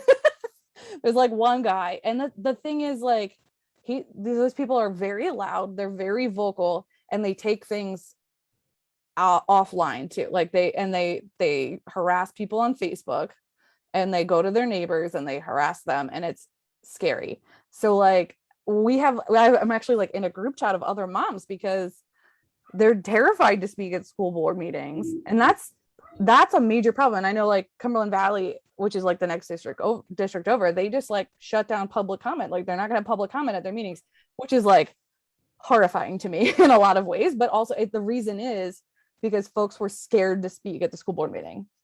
Like what world are we living in right now? It's terrifying. So yeah, it's bad. Everywhere. It's bad. Is it as simple as a squeaky wheel getting the grease? Sometimes. They're the loudest. So they're sucking all the air out of the room. They are, in my humble opinion. I'm sure it varies from district to district and from state to state, because as we know, this is happening all across the country. And it varies, I'm sure, from place to place, but I don't think there's too many places where these folks, the majority, but they are sucking in all the light around them, and they are sucking all the air out of the room. Is this the same? Are we talking about the same in your district as well? Yes, absolutely. And I do think the reason why we've seen some positive things like my school district actually enforcing the mandate is because of the parents who are directly contacting school board members outside of the meetings. They're sending emails, they're making phone calls, because otherwise, like, they're terrified to speak up any other way, but they're getting their inboxes flooded with folks, and from what I've heard, most of the comments, most of the emails that they are getting are supporting masking. So I don't know. Well, it might be, I hope it's not a poor choice of words, but there is an epidemic of local officials just saying, you know what, screw this. I got people outside my house. My kids are getting threatened, literally with bodily harm. Yeah. Children are being threatened with bodily harm. I'm being threatened with bodily harm. I'm being followed, and they're walking away. Mm-hmm. I'm not running again. I'm resigning. I'm quitting. I'm walking. Some literally picking up and moving to different parts of the country. Why? I think, well, they wouldn't know them, I guess, when they got there, although I don't know. There's, not too many places in the country where it's actually going to get better for you. That leaves empty positions. And it leaves, I think, a tremendous void where it seems to me that these insurrectionist type folks are going to be the only ones left to fill it. Is that part of the message when you're knocking doors locally, that we've got to support these folks? Yes. Or our little district is going to turn into Texas, where we start burning history books and start reading the books, the quote unquote history books written by Rush Limbaugh. It's happening like right here, like just south of me in Central York School District. They have that book ban. I'm sure you've seen it around. Like it made CNN, and like all the big TikTok educators are talking about it. If you follow Mrs. Frazzled, she was talking about it. But they're, like a ridiculous list of books that were banned, like horrifying, like the Who Is series, which is just like biographies about historic people. It is happening, and we can see it happening. So yeah, we are talking about a lot of that, and not just at the doors, but like in conversations with like-minded neighbors and folks. Like I said, I'm in this like Facebook chat with a bunch of moms. Like, we're talking about how important it is to get new folks in there, because right now my school board is doing the right thing, but we can't trust them to do the right thing going forward, especially after they did the wrong thing to begin with. It's constant conversation, to be honest. Are you optimistic that your school board, your local, where your kids are throughout the county district, are going to remain sane, or are they going to be taken over? Is it dicey at this point?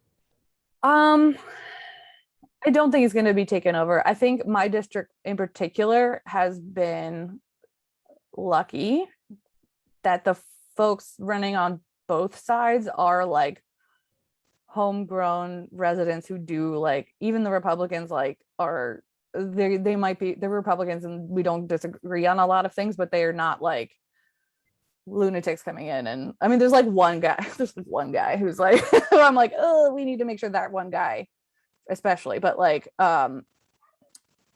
just in case any of my school board candidates are listening, though, the only way we're going to win is if we're knocking doors and talking to people.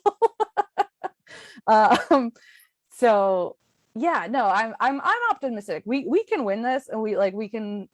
Our school board's a 5-4 Republican to Democrat, so we are lucky. It could be worse, and I'm not afraid.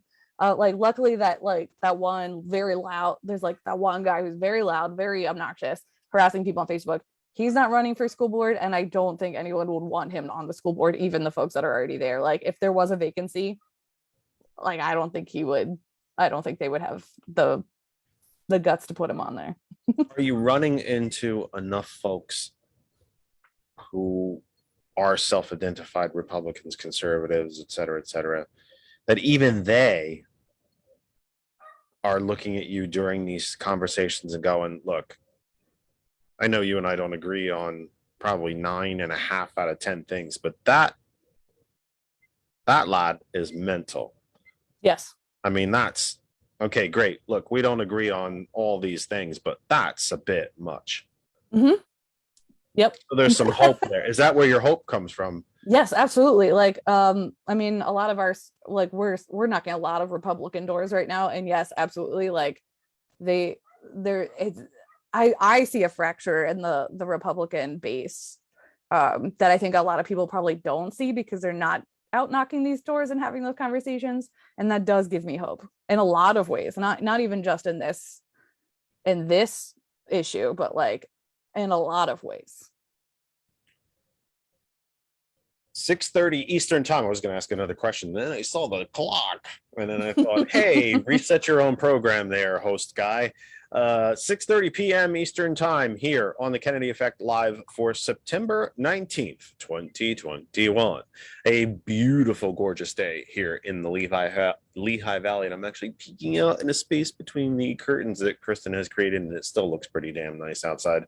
Hopefully it will be nice when we end the program and I can peek my head outside, or we could take a 5-minute whopping 5-minute walk or something, healthy for us before the night comes to an end. Wherever you might be on Facebook, stay there, enjoy the program. However, if you would like to do like Patricia and a few others, actually, come on over to our home group Facebook page, that other side of information. Put your questions, comments in there, and I will, as you have seen, I will read them on the air, and they will become part of the discussion that drives this program. This is your program. This is the only live interactive progressive media in the Commonwealth, to the best of my knowledge, until proven different. And if you know of somebody, tell me, and then I'll correct myself, because I'm happy to learn what I don't know. But we want to hear from you, questions, comments, etc. Also, the phone line is open. He said, don't be afraid. It's just a phone. It won't bite. You can agree with us, disagree with us, ask a question, whatever it is that you might want to do. We want you to be part of the program. This is your program. This is not a lecture by me. Colleen is here to tell you about what she believes and about her campaign and about the state of the union here, so to speak, in the Commonwealth. And we want to hear from you too. The phone line is open, 267-227-9189, 227-9189. I'm squinting to look at my own screen to read my own phone number, which you would think after a year and a half I would have memorized. For some reason I don't, and I do still have my cheat sheet that I just remembered is still up there on the wall with the phone number, 267-227-9189, 267-227-9189. You can talk to us and talk to the world, but no pressure. It's only a little planet, no problem. Not even a uniquely special planet, just a planet. Just happens to have people on it. Just happens to have a few folks on it. Don't worry. It's funny though. We were talking the other night, actually when we came home last night, I think it was. Kristen and I went to the minor league baseball game here in the Lehigh Valley, and there was a wonderful alignment. If you noticed it last night, the Iron Pigs, yeah, absolutely. If you noticed there was a really beautiful alignment last night of the Moon, Jupiter, and Saturn. Yes. And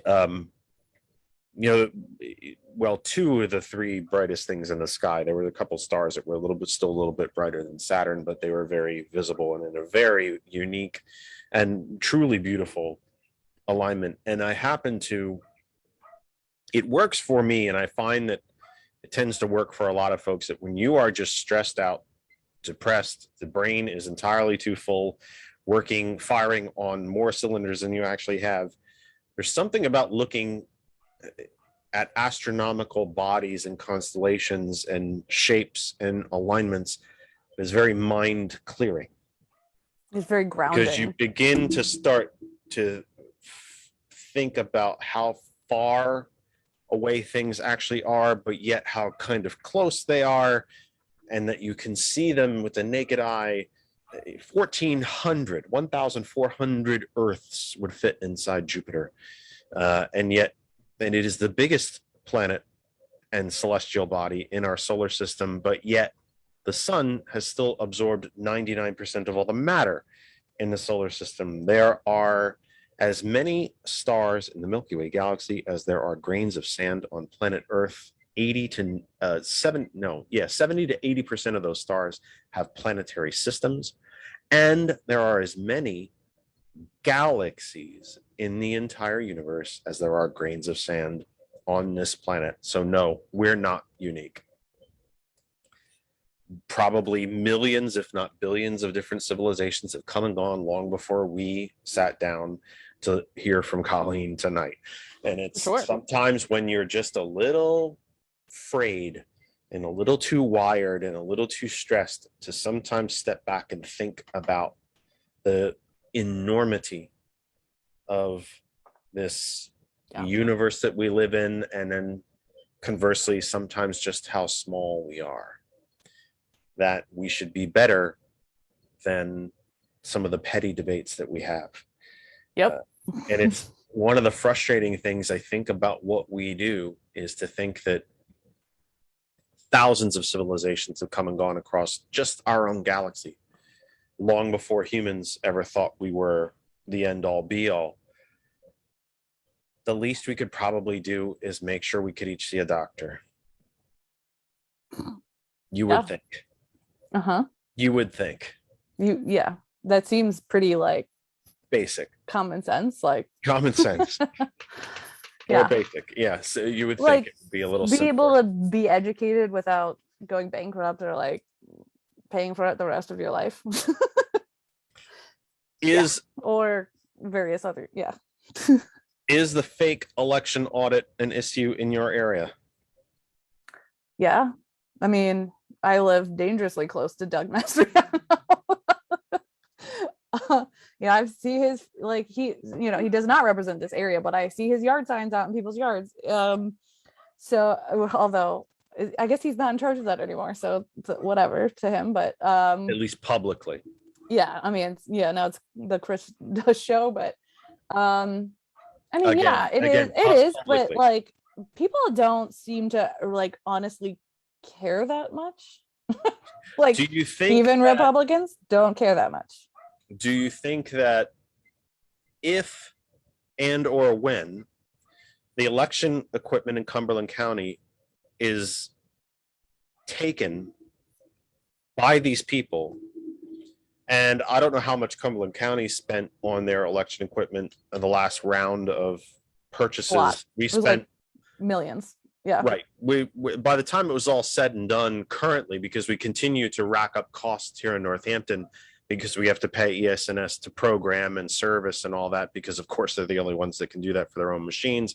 And of course we had to purchase the single most expensive machines and the most easily hackable in a Democratic administration.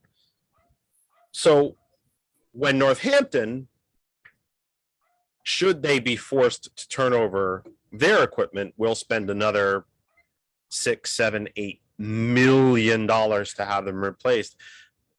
Whatever that was spent in Cumberland, even if it was half that, even if it was $4 million, if someone handed me $4 million in an envelope, I'd take it. So it's a pretty sizable amount of money. Yeah.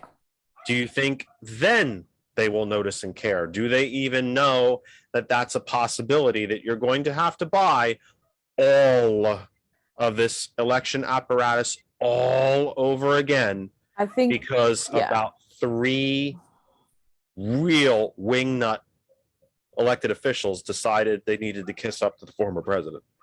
I think if we make them think about it, for sure, we need to be talking about it more. I mean, it just happened in Fulton, Franklin, one of those down there, one of those F1s over there. That already happened, and I'm like, you guys need to be. I mean, that's the thing. Like, we have to be talking about how much is it costing people, and how absolutely absurd it is. Like, all of the elections in all of these counties were recounted, certified. Like, there's absolutely no reason, and we have a Republican majority board of elections. Like, it went there, especially here. Like, it went their way. Like, there's no reason for this. There's no reason, and it's why is taxpayer dollars that could be helping people right now. The same ballots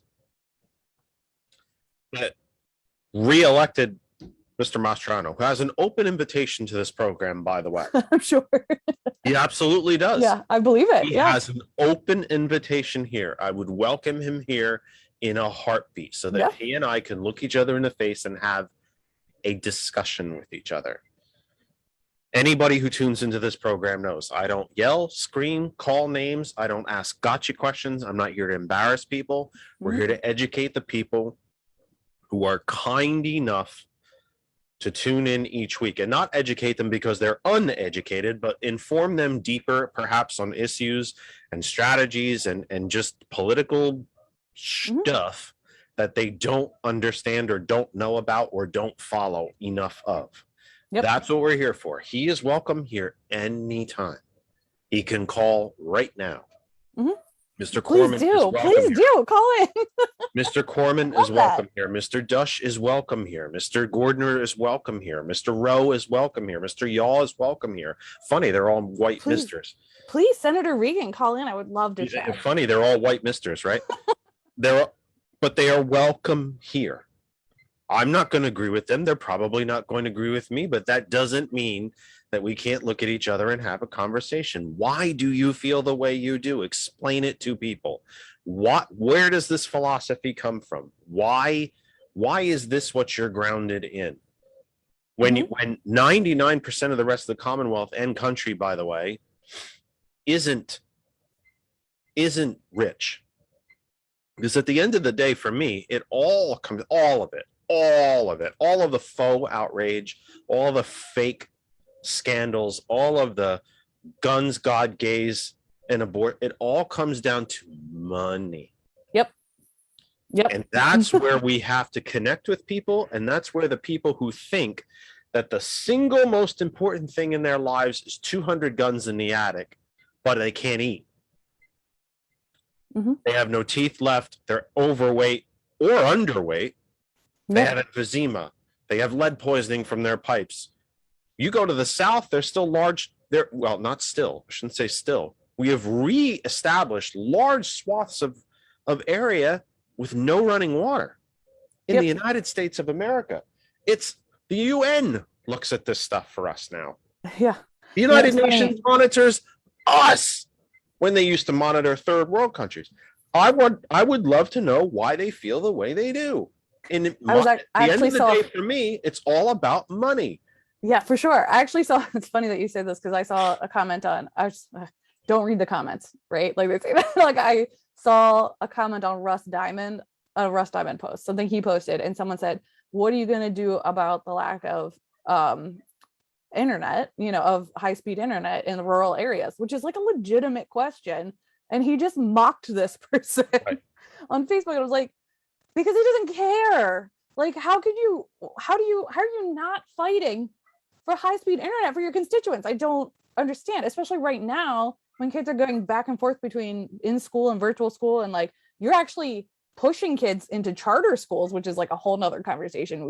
I'll go back to that. But like you're pushing kids into charter schools, many of which are cyber schools, but also not fighting for those kids to have internet. Like it doesn't make any sense to me.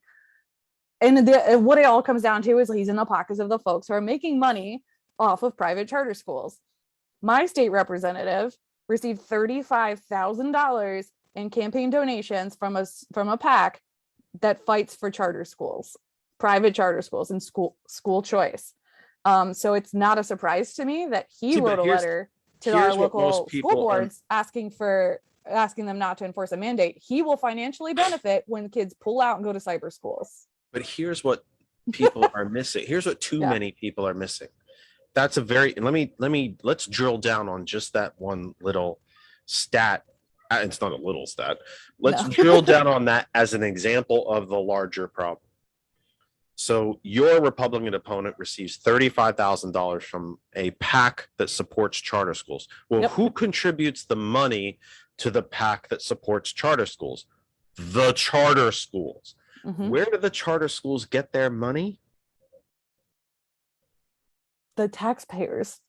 So you, as a taxpayer, your property taxes. Colleen, you, Colleen, and all of your friends and neighbors, whether they agree with you politically or not, are actually funding the very political effort to strip even more of their tax dollars into for-profit schools. Now, Yep. I have this discussion with a dear friend of mine and partner in our revolution, Lisa Longo, about how there's technically I know, Lisa. Tell her I said hi. not for-profit schools in the Commonwealth, and by the letter of the law, they're not. But we also know that if they get $10,000 per student, and we know that some of it's way more than that, but let's just do some easy math. Mhm. They get $10,000 per student out of your tax dollars from your district, and they just only happen to spend 5,000 of that per student. They pocket the other 5,000. That's in business. That's called profit. Yep. What am I missing? Nothing. Okay. Do the folks in your community know that? No, they don't. And understand it? I love telling them about it. Do they want to know about it? Oh, for sure. When I tell people about this, they're like, excuse me, what? Even like I was chatting with my county commissioner. I was like, do you know that my state representative, I don't want to even say his name, but got all this money from a charter school PAC? And she was like, what? I was like, yeah, like this is to financially benefit him. He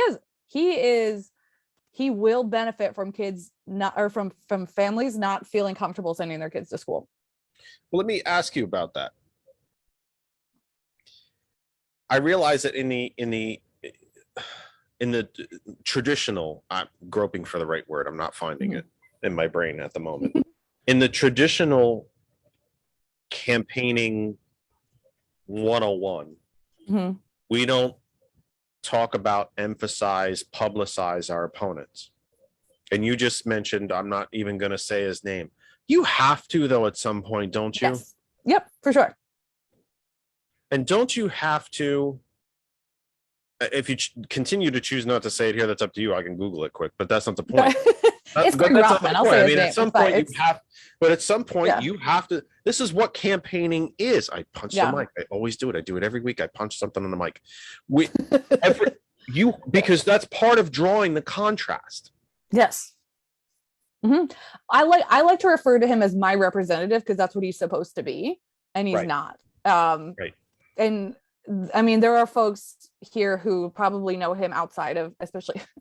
He's a real estate developer, and a real estate agent, so he sells people's houses, but which is a whole nother thing. But so people know him outside of that. Which is gratuitous, by the way. When a state rep is paid what they're paid in Pennsylvania, and a full-time job on top of it, that's just gratuitous. And a very lucrative job. And because you can use that seat to make it even more lucrative. Yep, and he's tried to do that many times.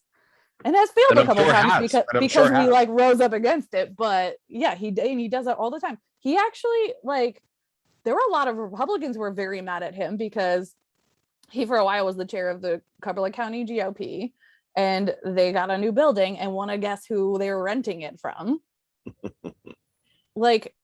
Come on, he's literally putting money in his pocket regularly. It's very clear the whole purpose of all of this is to put more money in his pocket.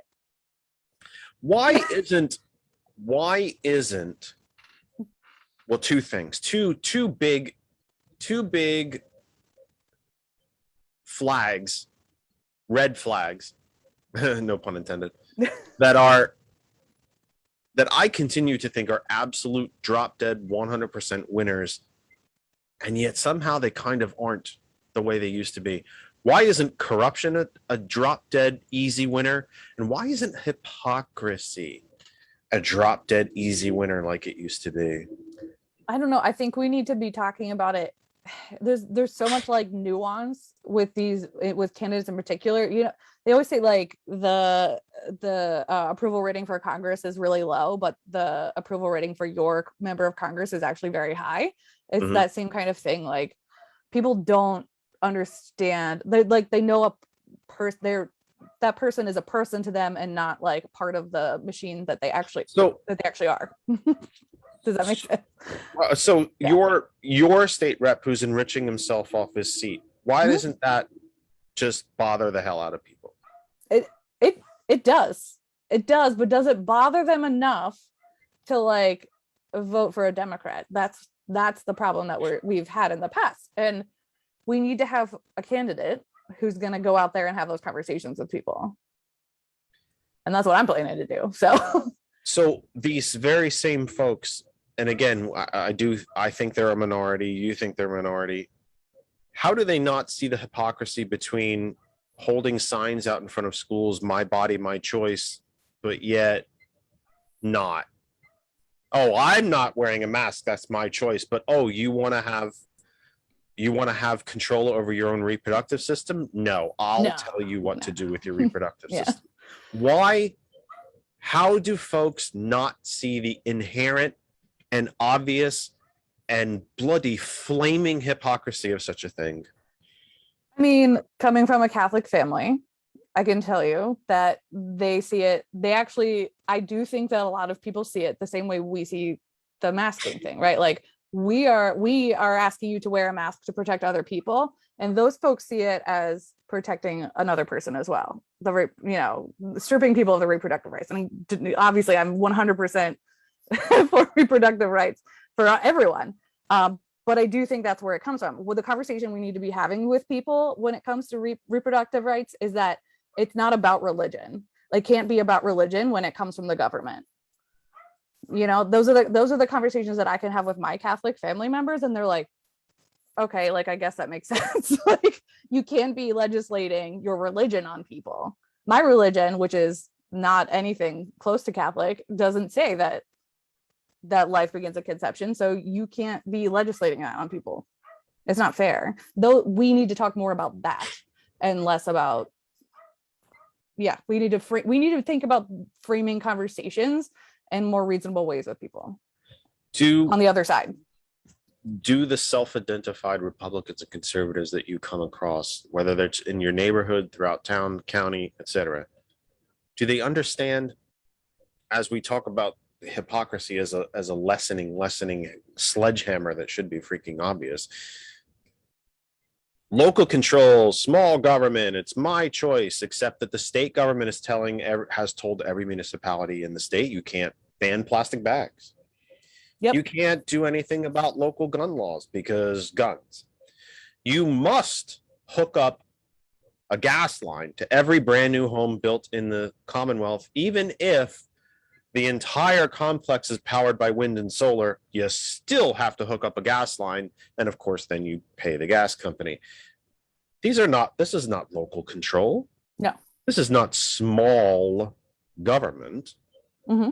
Why do they fail? I'm asking you the same question over and over again, but with different examples. Yeah. Why do they not see the hypocrisy of it? Because no one's pointing it out to them. You know what I mean? Like, I'm a big supporter. Are we that poor? Then is the Democratic Party that drop dead poor at speaking about anything, especially inside Pennsylvania? One of the biggest things I've learned. I've been back in the Lehigh Valley. I'm born and raised in New Jersey. Phillipsburg is considered part of the Lehigh Valley, even though it's on across the river. So I'm born and raised in New Jersey. The Democratic Party, I'm glad you're sitting down. I'm glad you're sitting down for this. The Democratic Party in New Jersey, wait for it. Oh boy. Functions. It does functions. It. And it gets its message out. Yeah. Yeah. I think routinely wins elections. It controls the legislature, usually in a veto-proof majority, routinely.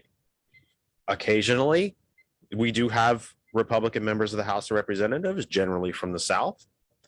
We've had Republican U.S. senators in the past.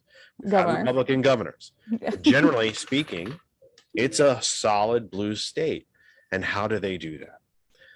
Well, among many other various reasons, like, having policy positions and a platform and things like that, they do a good job of explaining those things. There is a seamless integration between the elected officials and the party structure. Unlike Pennsylvania, which seems to pride itself on that complete separation between the two.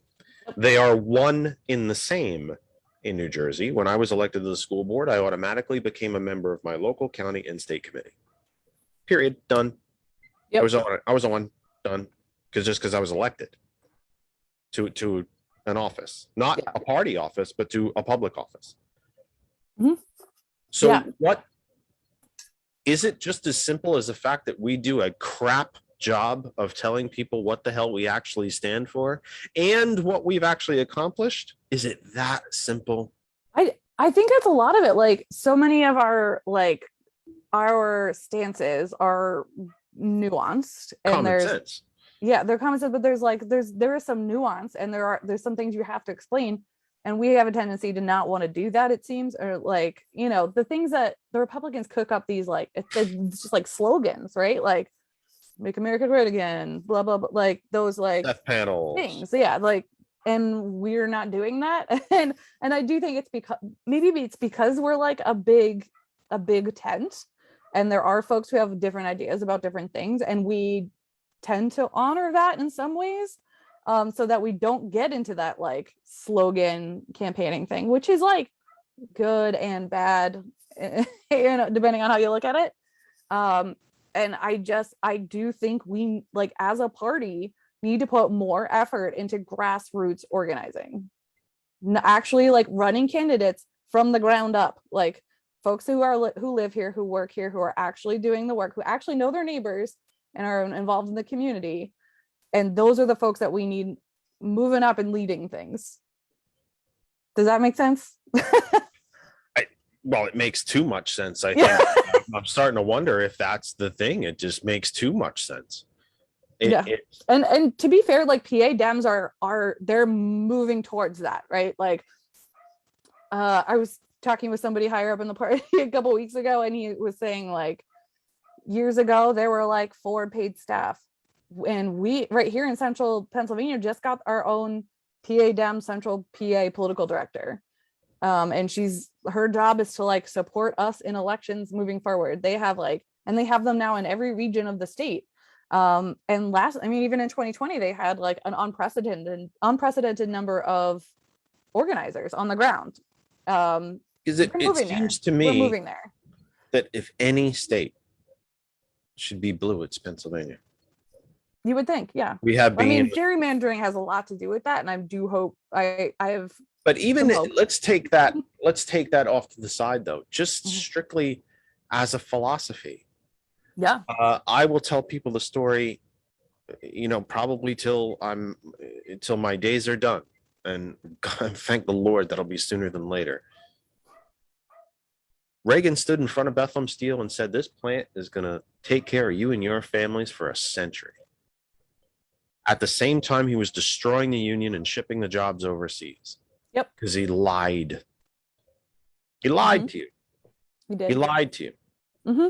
Farmers are some of the most traditional folks across this country who, quote unquote, hate socialism and a handout, but take it in gobs. They take buckets of it. Yep. And our land isn't profitable anymore. Yeah, it's hard to grow stuff on it when the pipeline that you were forced to put underneath it killed everything above it. Mm-hmm. And I know this, some too many folks seem to think that this gets into the quote unquote radical part of leftism. I'd like to see you be able to grow hemp on your own land. Because, oh, by the way, it's your land, right? Yeah. Remember, it's your Why not? land. Remember local control and freedom of choice. That's your land. I'd like you to grow hemp on it. I'd like you to grow pot on it. If you want to grow kale on it, then God bless you, grow kale on it. It's your land. As long as whatever you use on your crops doesn't run off into the stream and kill 100,000 people down the stream, that's your land. For I'd sure. like you to be able to grow bamboo on it so you can sell it for flooring. Love that. Or for building materials. Yeah. And oh, by the way, you can grow a 7-foot bamboo plant usually in one summer. And it's self-sustaining because if you chop it off that far from the ground, it'll just grow back. Mm-hmm. How are our friends and neighbors not seeing these things? These are not radical solutions. They did not fall from the sky, by the way. They're common sense, most of them. Yeah, I mean, I think most people, most like everyday people, are getting their political news in a very surface way, and that's part of the problem. They're not getting the full message. They aren't hearing these common sense ideas. They're just getting the like, you know. So I worked for PA Stands Up, and Jonathan Smucker does a great presentation on like, he compares Trump ads to AOC ads, and like the similarities between them are actually quite shocking. You know, talking about like working class people, and like his messaging, like obviously I don't agree with him in any shape or form, but his ads, some of them were very good and very convincing. And he knew he had people he didn't know. He had people who knew what they were doing in terms of reaching out to working class people. And He used here in Pennsylvania have not been doing that. We have not been doing that. I'll say in a careful way, they used a lot of early, mid, and late 1930s messaging. Let's just put it that way. Mm-hmm. Let's just put it that way. I mean, and some of them are very good, and some of them get to be like scary, like scapegoating and that sort of thing, but like they were very effective. There was a picture I circulated a lot during the 2016 election. It's a picture of a German gentleman, and he's just holding a sign that says, "We're German. We've seen this before." Yep. We just leave right there. 7:01 Eastern Time, entering our third and likely final hour of the program. This is the Kennedy Effect live for 19 September 2021. Our guest is the Democratic candidate for the Pennsylvania State House of Representatives, a new friend and new family member to the program. That is Colleen Gray Nguyen for the 87th District, or at least currently anyway, for the Pennsylvania State House. Anywhere you are on Facebook, that other side of information, we've been having a little conversation there in the chat. It's been a nice one, actually. Again, you know, the interaction is never where I want it. I want to be flooded with questions and comments. I want to be flooded with phone calls. That has not happened yet again, but we press on. The phone line is open to you. Feel free. Nobody is going to yell, scream back at you if you know anything about the program. I so heavily encourage phone calls that I'm certainly not going to make you sorry that you did it.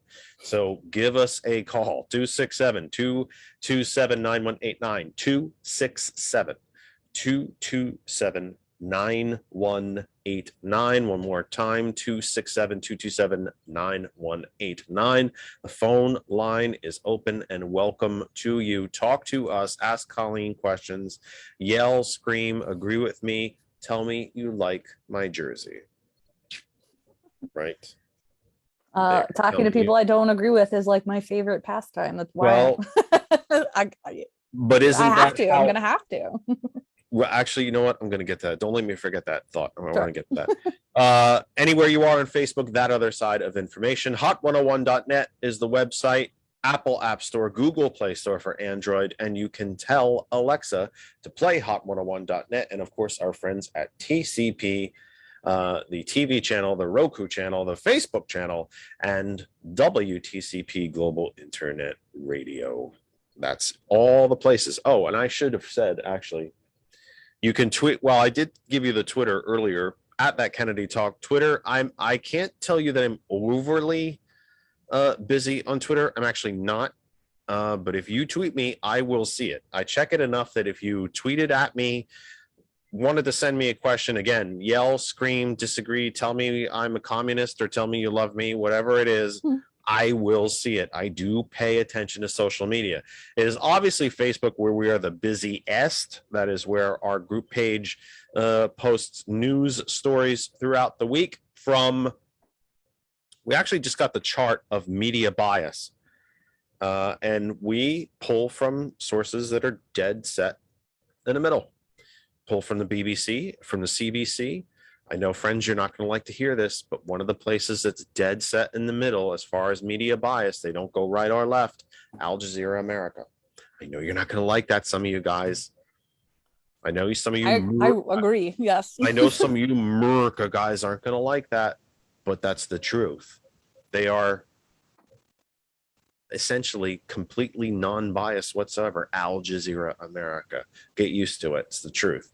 And that's where we pull our news sources from, and the Guardian. And I will say that the Guardian does lean left, but I also put up some stuff where the Guardian slams the hell out of Democrats and slams the hell out of some of left-leaning protests that might happen, or the failure of Democrats to get certain things done, because we do fail a little too often, actually quite a bit too often, sadly. So our Facebook group is where we are obviously the most busy, but you can tweet at us at That Kennedy Talk. We are on YouTube. I didn't mention YouTube, I don't think, the entire program, I think since the pre-show. If you miss any of tonight's program or any program, you can go to our YouTube channel called That Other Side of Information. See a theme running here? And you will find all of the recorded episodes of our program from day one all the way up till about maybe a couple hours, or maybe tomorrow morning, more around lunchtime or whatever, that George is able to convert the video, and it will be on YouTube. All of our past and recorded episodes are on our YouTube channel. We are also on Instagram, That Other Side of Information. Patreon, you can become a monetary subscriber to the program. Every single dollar that is brought in through Patreon is spent on the program. I do not make money. George is very happy to tell me how he does not make money. And April does not make money. Kristen does not make money. We don't make any money on the program. We take all that money. Oh, my allergies really stink today. And we take all that money, we put it immediately back into the program. And it's a great way to help us out. We do show announcements on TikTok. Again, That Other Side of Information as well. You can see a theme running through this. And of course, I humbly ask you and damn near beseech you to please, on any of these various platforms, become a member of our Facebook group. It's very simple to do. We want to get to 1,000 and we're damn close.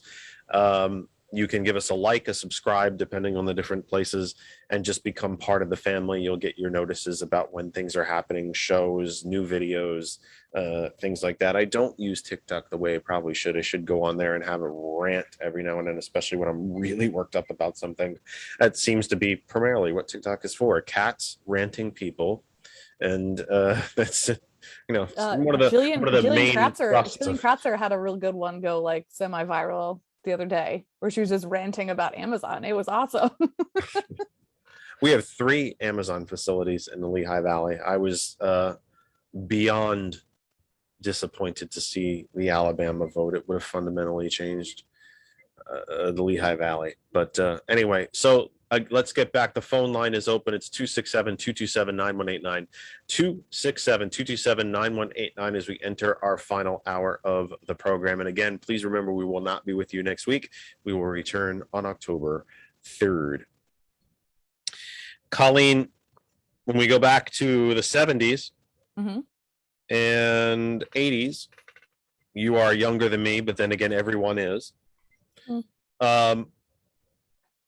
Mrs. Thatcher, who really kind of created Reaganism before Reagan. Yes.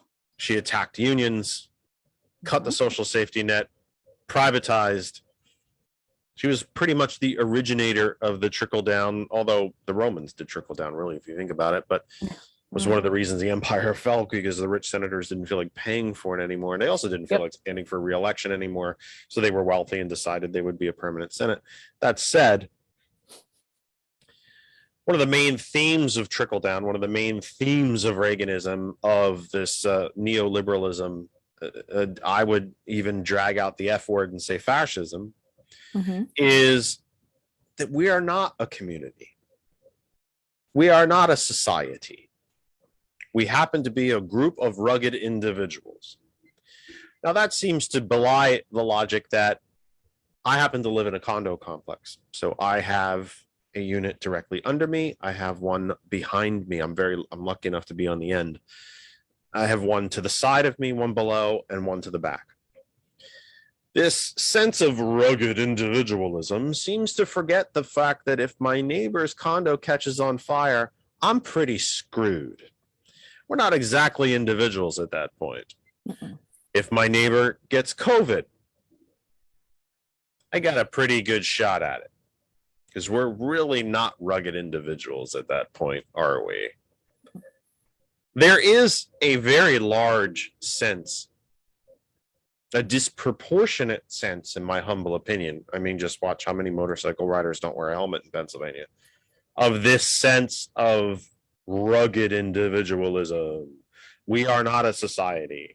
Unless I can benefit from it, then maybe, but then I get it and you can't have it.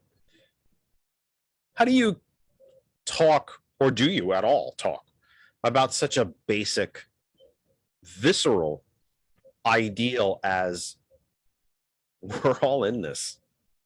We're all in this. Yeah. I mean, we talked about this a little bit earlier, like that definition of freedom. And it's always interesting to talk to people about that. Like, what does it mean to you to be free? Like, that you can do what you want is just basically like what people say. So I like to talk about examples of how a lot of people aren't free, including, like, most people have had to make a decision based on, Again, it's that freedom from want, the freedom from need, the constant stress, the constant weight on you when you don't know how you're going to pay the rent, Mhm. pay the mortgage, pay the grocery bill, the medical, the copay, Yeah. et cetera, et cetera. Yeah, we like to a lot of people like to throw around Martin Luther King quotes, you know what I mean? But he also said, like, nobody is free until we're all free. Like, He also like, said, if you're not free to have a job, like, you can't even have a job because you can't afford to send your kids to preschool, to childcare, then are you free? Right? Like, if I can't, like, decide to, an example I always like to use is, like, breastfeed my kids, right? Like, I lower breastfeeding would lower the chances of my kids getting type 1 diabetes also. So it's something very important to me. It worked out that I couldn't work anyway, so it worked out for me. But for a lot of people, if you only get 6 weeks off of work, if that, you're not going to be successful in that endeavor. Have you actually made a choice then on how to raise your kids? Like that. Everybody's got examples of that. Like, literally everyone has an example of, like, how the way our government is working right now is not providing for folks so that they are free. or has society made that choice for you? Yeah. And actually, Exactly. they kind of have. And actually, I wouldn't even say it's society. It's the top 1%. Yes. It's the businesses, it's the corporations, and, oh, by the way, Yep. not the local ones either. And I'm going to go down a rabbit hole, but one of the things that I really I'm thought with that, yeah, no, well, one of the things that I really thought, for all of the terribly unjustified criticisms and attacks that Governor Wolf came under during this pandemic, was the one that was legitimate was, why did Walmart get to stay open? Yeah. Why did Home Depot get to stay open? For sure. Why did all the big national chains and international, to be blunt, they all got to stay open, but my local pharmacy didn't? Yeah. And I have some criticisms too of, like, the way, like, I agreed with shutdowns. They did need to happen, but the way they were delivered was not necessarily the best And option, the waivers especially for restaurants. Like, I worked in the restaurant industry. My brother works in the restaurant industry. Like, just saying you're going to close down on Friday, on Thursday, that's very bad for local businesses. Applebee's or, Buffalo Wild Wings is not going to be affected by that, or they are, but, like, not in a way that's going to shut them down. But my local diner, or even, like, my brother works for Aruga's, that's a small chain, but that's, like, that majorly affects those people because you don't order food that way. Like, we should be giving people more warning. Like, so yeah, what people are like, oh, Governor Wolf, like, obviously I support a lot of the things he does, but, like, I'm still willing to be critical of people who are not doing things the right way, regardless of Sadly, where their party it's an is. intellectual honesty that we have on our side that doesn't exist. on the other Yeah. side, sadly. Exactly. There is a Martin Luther King quote that I do want to throw out. We're gonna All right, let's do it. we're gonna trade quotes here. It's that we have socialism for the rich and rugged individualism for the poor. Absolutely. And Absolutely. I happen to refer on occasion, and I don't do this flippantly, and I don't do it it's semi-sarcastic, I guess, but it's also quite true. Pennsylvania really is the northernmost Confederate state. Yeah. We are the northernmost southern state. Mm-hmm. So much of what happens in this state is just Alabama, Mississippi, Texas, Tennessee. It's not. I mean, it really isn't. We're we like to think of ourselves as a Northeast industrial state. Not all the time. It should be, but it's not. Right. Yeah. I was talking about New Jersey earlier. Do you find it strange? Because I find it strange. I just find it strange. I don't have a better word. I think it's odd. I don't understand it. I can't imagine that river, as wide as it can be, below Philadelphia out into the bay, is enough to divide us this badly. Radio and TV signals from New Jersey, I swear to God, it's a miracle of modern science.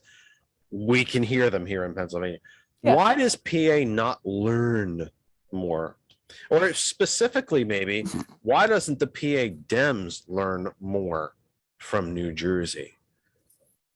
I think we might have this.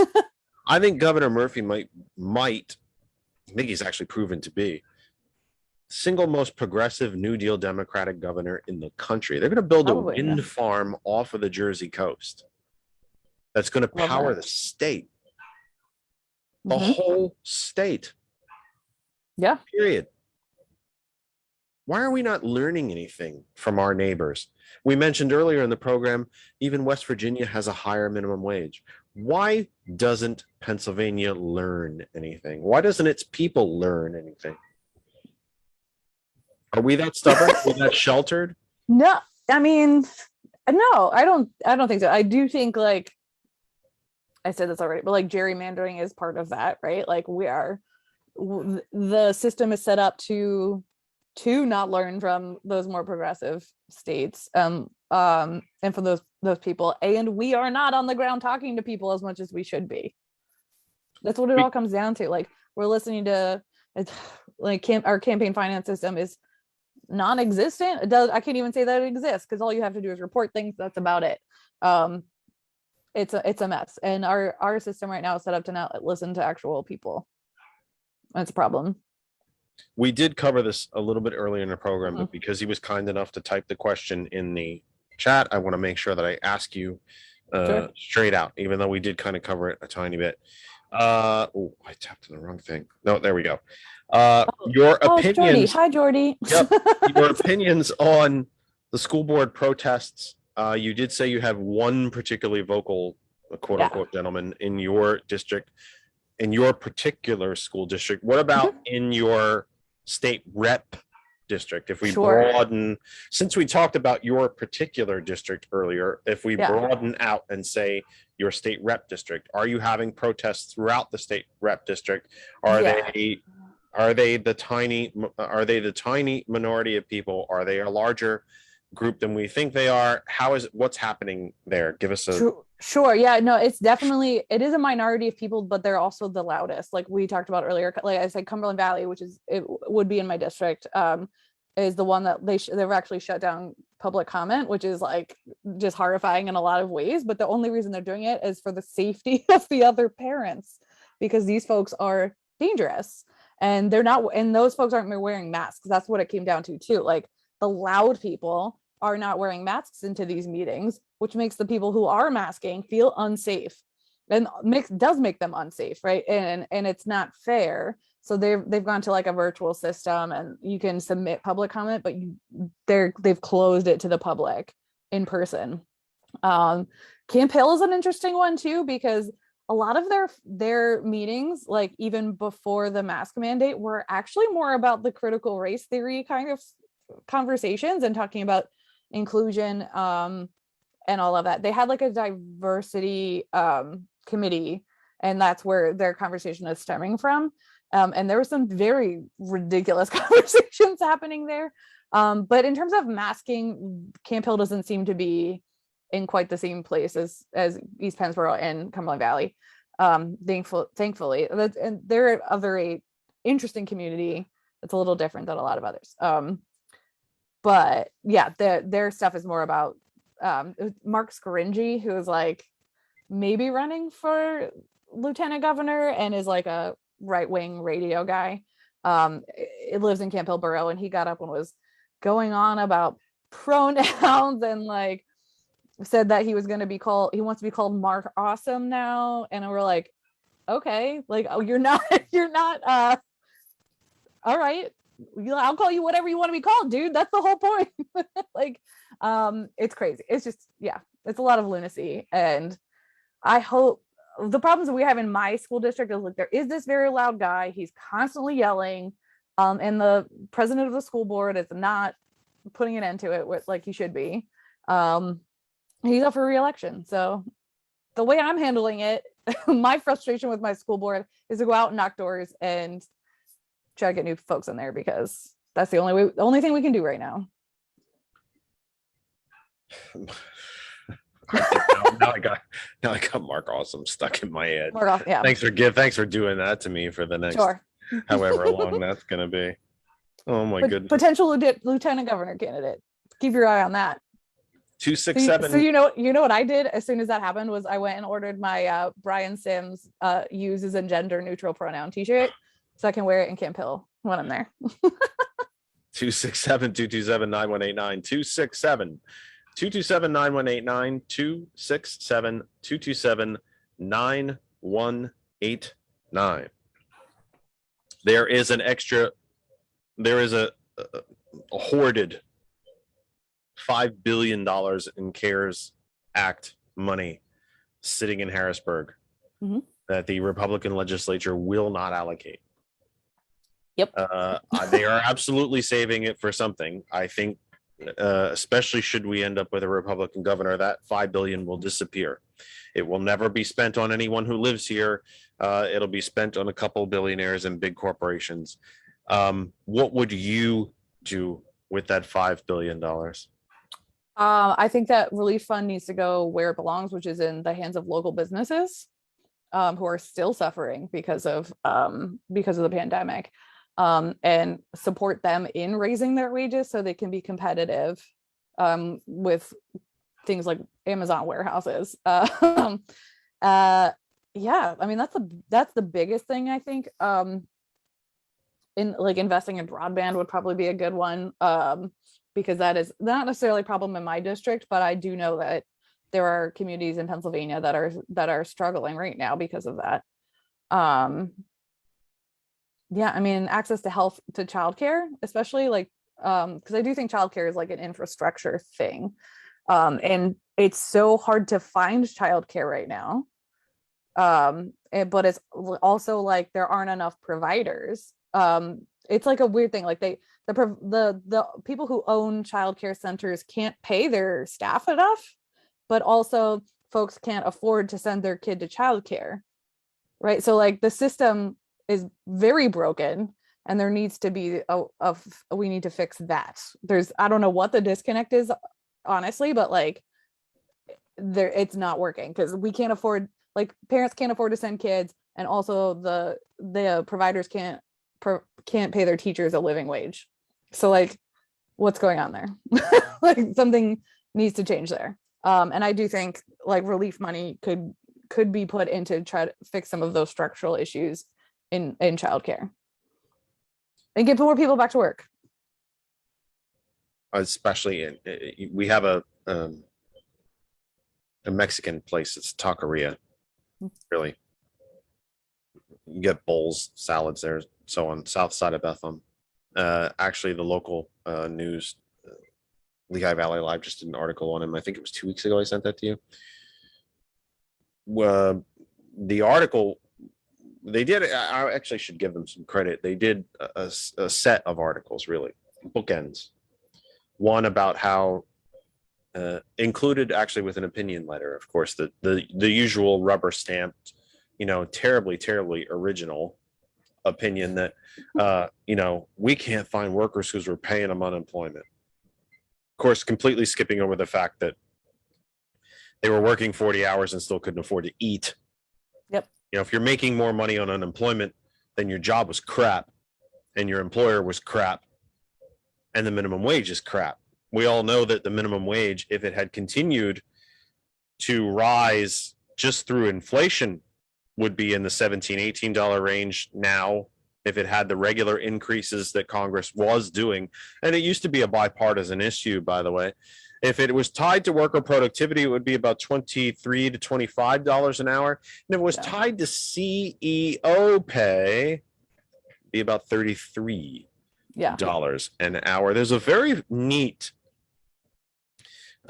economic math little trick that you can do. It's called math. It's pretty simple. You take the gross domestic product of the country and divide it throughout the number of companies and workers. The average worker generates about $75 of value for their employer. With a $7.25 minimum wage, they are being paid about 10% of that 75. That is an all-time low, going back to before the Industrial Revolution, not even to before the Republican Great Depression or the New Deal, but to the Industrial Revolution itself. Yep. Even at the height of the economic power of this country, the 50s and 60s, workers were making on average about 30% of the amount of value each individual worker was bringing to his or her company. Even if the minimum wage goes to $15, that will still only get us to about 20% of that 75. Why is this such a hard concept for folks on the right? Doesn't really every issue that is thrown at us like spaghetti on the wall, doesn't it all eventually come down to money? And money for the top 1% and money for the big corporations? For sure. Even like, does the Commonwealth Foundation really give a crap? And I mean this sincerely. I would insert another word there, but we try to stick to the FCC rules even though we don't have to. Yeah. Does the Commonwealth Foundation really give a flying crap about how many guns you have in your house? No. Do they really care whether women can have an abortion or not? Nope. Do they even really care about voter ID? No. Right. Except in the fact that it's going to disenfranchise certain voters. Yeah. It's money. It's the money, you moron. It's money. For sure. They want to make sure that the biggest corporations in the state and the richest people in the state don't pay anything toward this society. Isn't that really what this is all always about? Anti-mask and anti-vax and CRT and pipelines and guns, gods, gays, and abortion. It's all money in the end, isn't it, Colleen? Oh, absolutely. Yep. Yeah. Yes, I can't argue with that. Absolutely. 100% with you. So why is it so hard? I know that we kind of fell. It's one of the beauties. One of the things I really love about this program is that we can have a set of questions and stuff that we want to get through, but we tend to always fall into a theme. And I guess the theme that you and I have found tonight is why are we missing it? How are we not making that? When you talk to folks and you look them in the face and say, it's all about money. I don't care how many guns you have. If you're against abortion, God bless you. And I don't mean that as a pun either, but no. God bless you if you feel that way. But bloody hell, when are these people going to re-enter the society and start paying toward it? Corporate taxes used to be 50% of the federal budget. Yep. When are they going to start paying again? How are we missing the mark on this very, very simple argument? Or is it that the other side is convinced a too significant portion of our friends and neighbors that that's not the problem? Yeah, I think we fell into like a bit of, some folks in our party were also benefiting, honestly, which is a problem. And we need to be holding everyone accountable, and this needs to be a grassroots operation at every step of the way. Like, we need to be talking to folks on the ground all of the time, and building everything from the ground up, and not just building it for an election and then leaving it. We need to be building it, holding it, and continually organizing and making sure that we are the party of the people, because that's what we should be. That's what we're supposed to be. And our party has gone away from that at times, and we need to get back to it.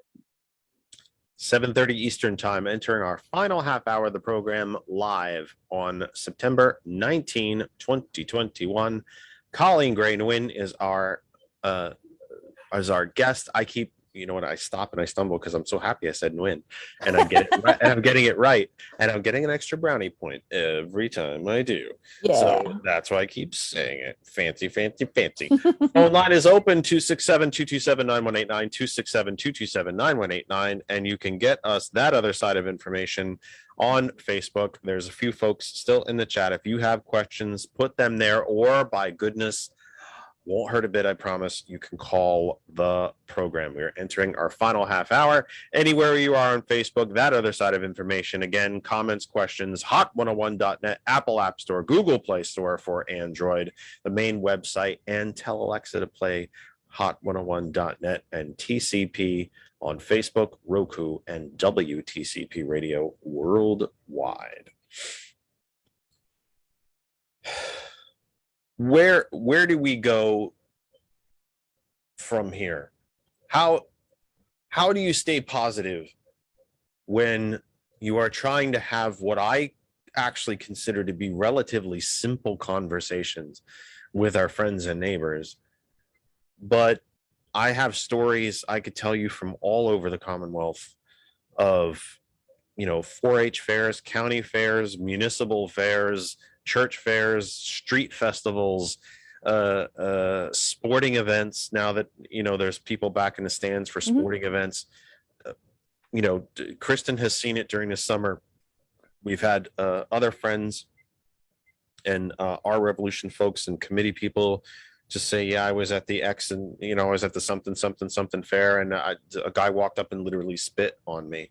I mean, where threats of violence against local officials we talked about earlier, where do we go from here? Where's the hope? How do you stay positive as you're out campaigning for these municipal candidates? And I bet you a brand new shiny penny. I'm sure it's happened. I mean, you're shaking your head. Yeah. Someone has come up to you and just as soon they shoot you in the face as much as anything else. How do you stay positive? How do you keep going? That does happen, but the vast majority of the conversations I have, even if we don't agree, they're still positive. Honestly, when you're going to where people are, I do think it's different than standing at a table and having people come to you. That's a different experience. When you go to where they are and have conversations with them, it's a whole different thing. And those conversations are what drives me in a lot of ways. We have made significant ground here in Cumberland County. It's my favorite statistic to share with people that we had the biggest swing towards Democrat in 2020, the biggest swing away from Trump of any county in Pennsylvania. And that gives me hope that there are reasonable folks out there, and we need to be able to reach them, and we need to have conversations with them and get them voting the right way for people who actually give a crap about them all the way down the ticket.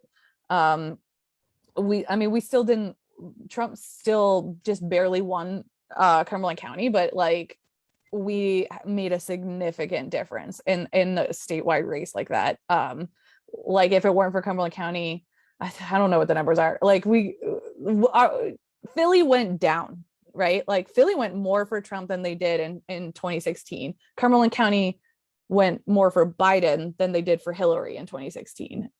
And that speaks a lot of, I think that speaks very loudly to what we're doing and what we need to keep doing, which is having conversations with actual people on the ground.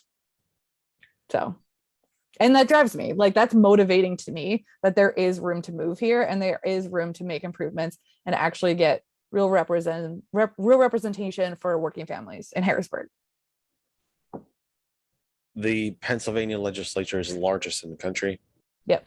It's the largest full-time legislature. It's paid very well. Yeah. You know, after 10 years, you get a lifetime pension, you get lifetime health benefits. Our former state rep here, I won't name him. I know he listens, and I'm looking forward to the comments coming in later in the week. You know, never held a private sector job, ran for office, did his 10 years and couldn't run away fast enough, and only showed up about 48% of the time too, and got paid that massive salary. Now he's got a lifetime pension and healthcare and ran away. So now he can do more of the nothing he did when he was in office. It seems to be one of these, you know, darts we throw at the board. Well, the other side throws at the board when it's convenient, even though I have zero doubt that they actually want this to happen, but they like to talk about it because it's kind of populist. Reducing the size of the legislature, do you favor it? You know, it's not something that I am like super educated about, to be honest, but anything that gives less representation to voters makes me very nervous. I'm so glad you said that, because I don't think we look at it that way enough. Do you get a better education when there are 40 kids in the classroom or 15? Exactly. Do you Exactly. get better representation when one state rep represents, I think it's somewhere in the neighborhood of 87,000 people instead of double? Yeah. It's not Exactly. the size of the legislature, it's the people in it. Yeah. And like, my state representative isn't having any public conversation already, like, let alone if we double the size of his district. Like, that's not it. That's not it. I mean, even my state senator like deleted all his social media because he doesn't have to answer to anybody. I mean, thank God. I'm so glad you said that, because there's actually there's some Democrats that actually support that. Yeah. Oh, the legislature doesn't work, we have to cut it. No. They can Why cut don't you out. We can change get pay. Change the damn people that are in it. Mhm. It's not the structure. No, Yeah. I'm sorry. It's not the structure. Would you do that to the United States House of Representatives? As you mentioned earlier in the program, Congress has like a 12% approval rating. So should we go from 435 to 235? How the hell is that an answer? No. In fact, the size of Congress has not been changed for 100 something Yeah. years. If About anything, that, yeah. it should be doubled. It should be For doubled. sure. Yeah. There should be 1,000 people in the House Yep. and get some real representation. Whatever you think of AOC, if you follow her on Facebook, you know where you see her most of the time? Holding her phone out going, I'm walking on the street. And she is. Look behind her. She's walking on the street. Mhm. I recognize the places she is. Mhm. She's going into that bodega to get groceries. She's getting coffee over here. She's Yep. opening up a laptop at this place. She's and right in the middle of a video, stop. Yeah, hi. And yep, hey. And sometimes people yell less than flattering things, but happens. But it's the, you know, especially when you're a woman in office. take a 10,000, you know, the proverbial 10,000 foot view of this. It's my assertion. Progressivism isn't new. I've even stopped using the word on occasion because it has been bastardized to a point. Mhm. Isn't progressivism just the New Deal? Yeah, basically. Isn't it just like rights for working people? Common sense, really, for Yeah. working people. How some on the right will frame the New Deal and progressivism as selfish. How can something be a motivated self-interest when it benefits 99% of the people? Exactly. Yeah. The United States created 3 new billionaires during a pandemic. Hmm. Jeff Bezos' personal wealth went from 140 billion to over 200 billion in 8 months. Ugh. And then he went to space. Well, yeah, and was treated as some kind of savior for doing it. Ugh, I can't. And by the way, when he comes down and says, I have to thank all of you, you all paid for this. No effing kidding. Yeah, that bit got me. I was like, And guess what? we did. He wasn't saying that to be nice. It was the effing truth. We all paid for it, and you didn't. In fact, you got a rebate, and your company got a rebate. Yep. Even though it is a state constitutional question, the Commonwealth Constitution would have to be altered. Is it time for a progressive tax system in Pennsylvania? Yes. Does the current system disproportionately affect poor and middle class people? Absolutely. Who are the original people who fought for the progressive tax system in the United States Constitution? I don't know. That would be Jefferson and Madison, Oh, hey. Oh, yeah, those the guys. founders of the party, Which is interesting because they wanted to, and I'm quoting, prevent the establishment of a permanent upper class. Isn't that and that's exactly interesting because they were the upper class. exactly They were the rich guys, and they were the folks who were fighting for states' rights. right? And earlier on, when I was talking about Phil Murphy, he ran on part of his platform is that he was going to raise taxes on people just like him. He is a billionaire in his own right. Yeah. When a veto-proof majority Democratic legislature refused to do so, he called them back into special session, said, you're not leaving until you raise them. You're raising corporate taxes and you're raising taxes on rich people. Yeah. And they actually weren't tax rises as such. It was a re-establishment of the previous percentages under the Chris Christie had dropped. Mm-hmm. If we can't do things like that, how do we continue to try to tell people that we're the party of the working class if we can't get things like that done? Exactly. Well, I mean, yeah, we can't get that done right now because of the way things are done, the way the lines are drawn, and the way that they're fighting like heck to keep us out of there. And that's part of the problem, which I'm a little bit hopeful for, to be honest, right now. But well, I think it'll end up in court. I think the courts will end up doing it. It'll be much more profoundly fair than it's ever been for probably the last 30 or 40 years, even. Yes, both at the state level and the federal for Let me ask you what could be an uncomfortable question. Sure. And it might not, as a candidate, it might not even be a question you want to touch. All right. I love this. Give it to me. I completely agree with you about how deep the gerrymandering problem is in Pennsylvania. It's Democrats routinely get more votes than Republicans across the state for damn near everything.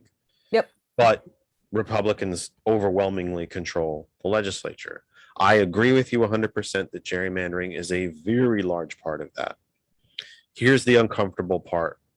And please, I beg you, disagree with me if you don't. Sure. At what point do you get the government you deserve? At what point do these deep red areas deserve the screwing over that they're getting because they keep voting for the same crap over and over and over again?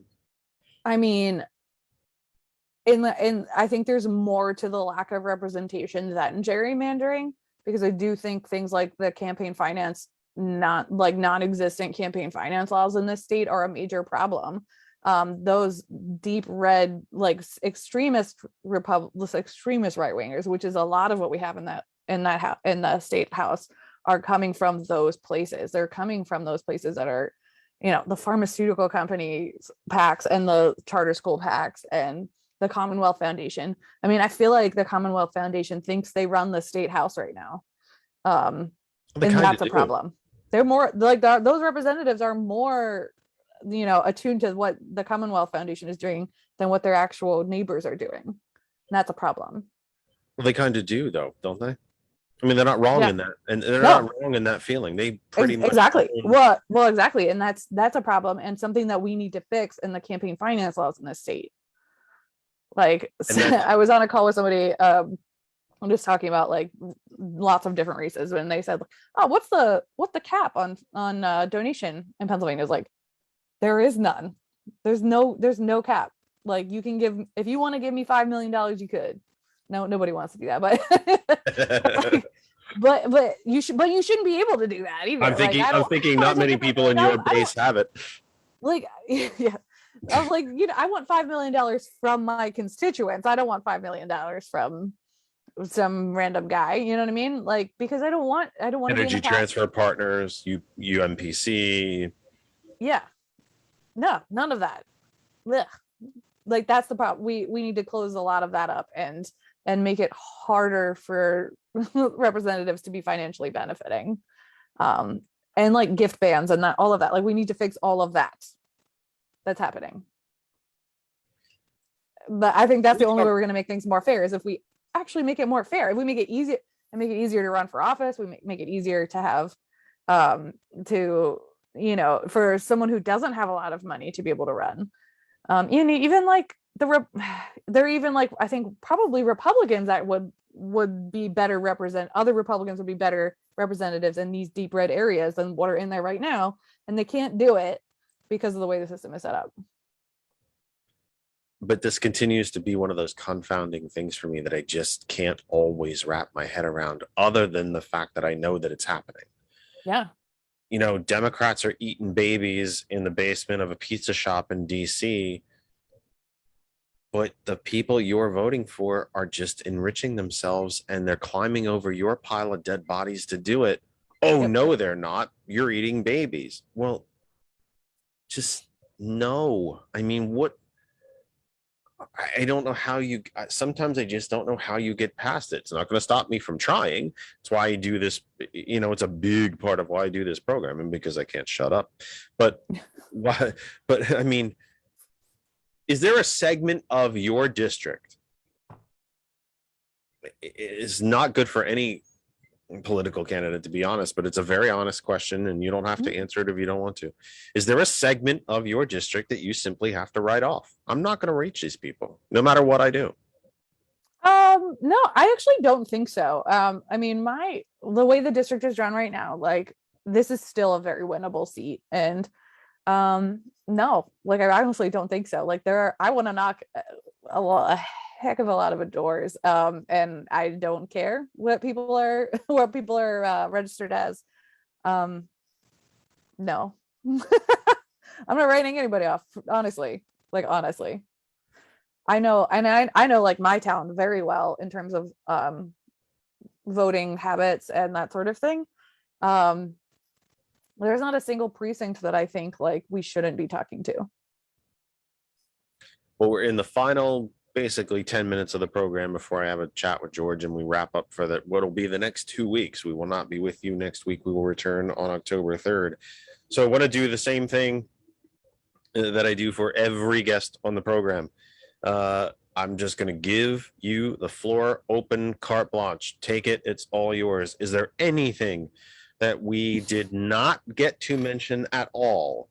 Is there anything that you had a remaining thought on that I usually end up taking people in different directions that you didn't get to fully speak on? And of course, all the ways that people can reach you, contact you, interact with you, follow you, find out where you're going to be, learn about the district, the race, the issues, et cetera, et cetera, et cetera. The floor is yours. Sure. Thank you. First of all, I'm so excited to have been on here. We've been talking about it for a while, and we have some very similar tastes, apparently. Dude, that looks like a lot more of an original than mine. Mine are very like I think I said this before we went live, but this was my grandmother's. She hung it next to her portrait of the Pope. Very Irish Catholic lady. Grandma had a crush. Basically, grandma had a crush. Yeah, well, she had a cause, she was a Rosie the Riveter, and my grandfather was a steel worker, and they were Irish Catholic. They loved the Pope and they loved JFK. That's what they did. And I miss her all the time. She's amazing. It was amazing. And I had some of her like old campaign buttons and stuff too. She actually like went out and campaigned for JFK, and I love that about her. That's probably why I am the way I am. But so yeah, I was very excited to finally get on here and talk with you. Final thoughts. I mean, I think the only thing, like, I'm cautiously optimistic about how redistricting is going to go. I don't know what my district is going to look like, but I'm preparing to run in just about any scenario. If it stayed the same, I know I could win it. Like, I'm very confident in that. If it gets better for me, that would be great. That would be cool. But if not, like, we'll see how it goes. But yeah, I'm excited. I'm Colleen for PA, two L's, two E's, basically everywhere: Facebook, Twitter, TikTok, Instagram, all of those things. ColleenForPA.com, which is my website's like under construction right now, but it should be done this week. And I'm easy to find. I'm easy to email me, Colleen@ColleenForPA.com. Very easy. You don't have to worry about spelling my last name. I made that very I made it easy for everyone. And I happen to know you answer your email. What about any issues that we maybe didn't get a chance to touch on that you really wanted to make sure that you got to? I mean, nothing I can think of. Like, this was pretty expansive. I mean, I think the very theme of what I'm doing is actual freedoms for working people, like and making our government more fair and more representative of actual real people. Real Pennsylvanians, actual real Pennsylvanians, real working families. Yeah. And I am a real working person. That's the difference between me and my state representative, right? He's making $90,000+ a year in the legislature and running his real estate development business. I'm a mom. I was a bartender. I'm a real working person, and I want to be in there fighting for other working people. And can we just be truthful and honest that there is a clear moral difference. There's a clear difference in values. Yes. If you want to make the argument or make the case, folks, that every politician uses their office for their own benefit, well, okay, fine. Let me grant you that. I don't think it's 100% true, but let me grant you that. So you have a real estate developer, agent, etc., who has the levers of power to benefit himself, his income, and his industry. Yep. Or a mom. Because let's be honest, you're gonna use your office to benefit you too. Yeah. I have personal interest in this, but my personal interest isn't padding my pocket. My personal interest is making sure my kids have a good education and are safe, as making sure that my campers at my diabetes camp aren't dying because they can't afford it. That's my point. You're going to use the office too, but we're talking about a fundamental moral and values-based difference between what you're going to use it for and what your current state rep is using it for. Yep. I mean, that's just fundamental. There's the Democratic nominee, 2 cycles running in the 187th up in Monroe. Mm-hmm. The sitting state rep, she's the part owner of a housing development, so a developer in the Poconos. What a shocker, a house builder in the Poconos. Mm-hmm. But what does and did she do? The only legislation she's ever sponsored: reduce the regulations on home builders and forced people in rental and condo communities to have to go to arbitration with lawyers paid by the condo board, or not the board, sorry, by the developer, to have to go because you couldn't sue anybody. That's what she did. So what does that mean? She put more money in her own pocket. Yeah. That's what she used the office for. Not kids, not families, not schools, not even the environment. In the Poconos, not even the environment. Yeah.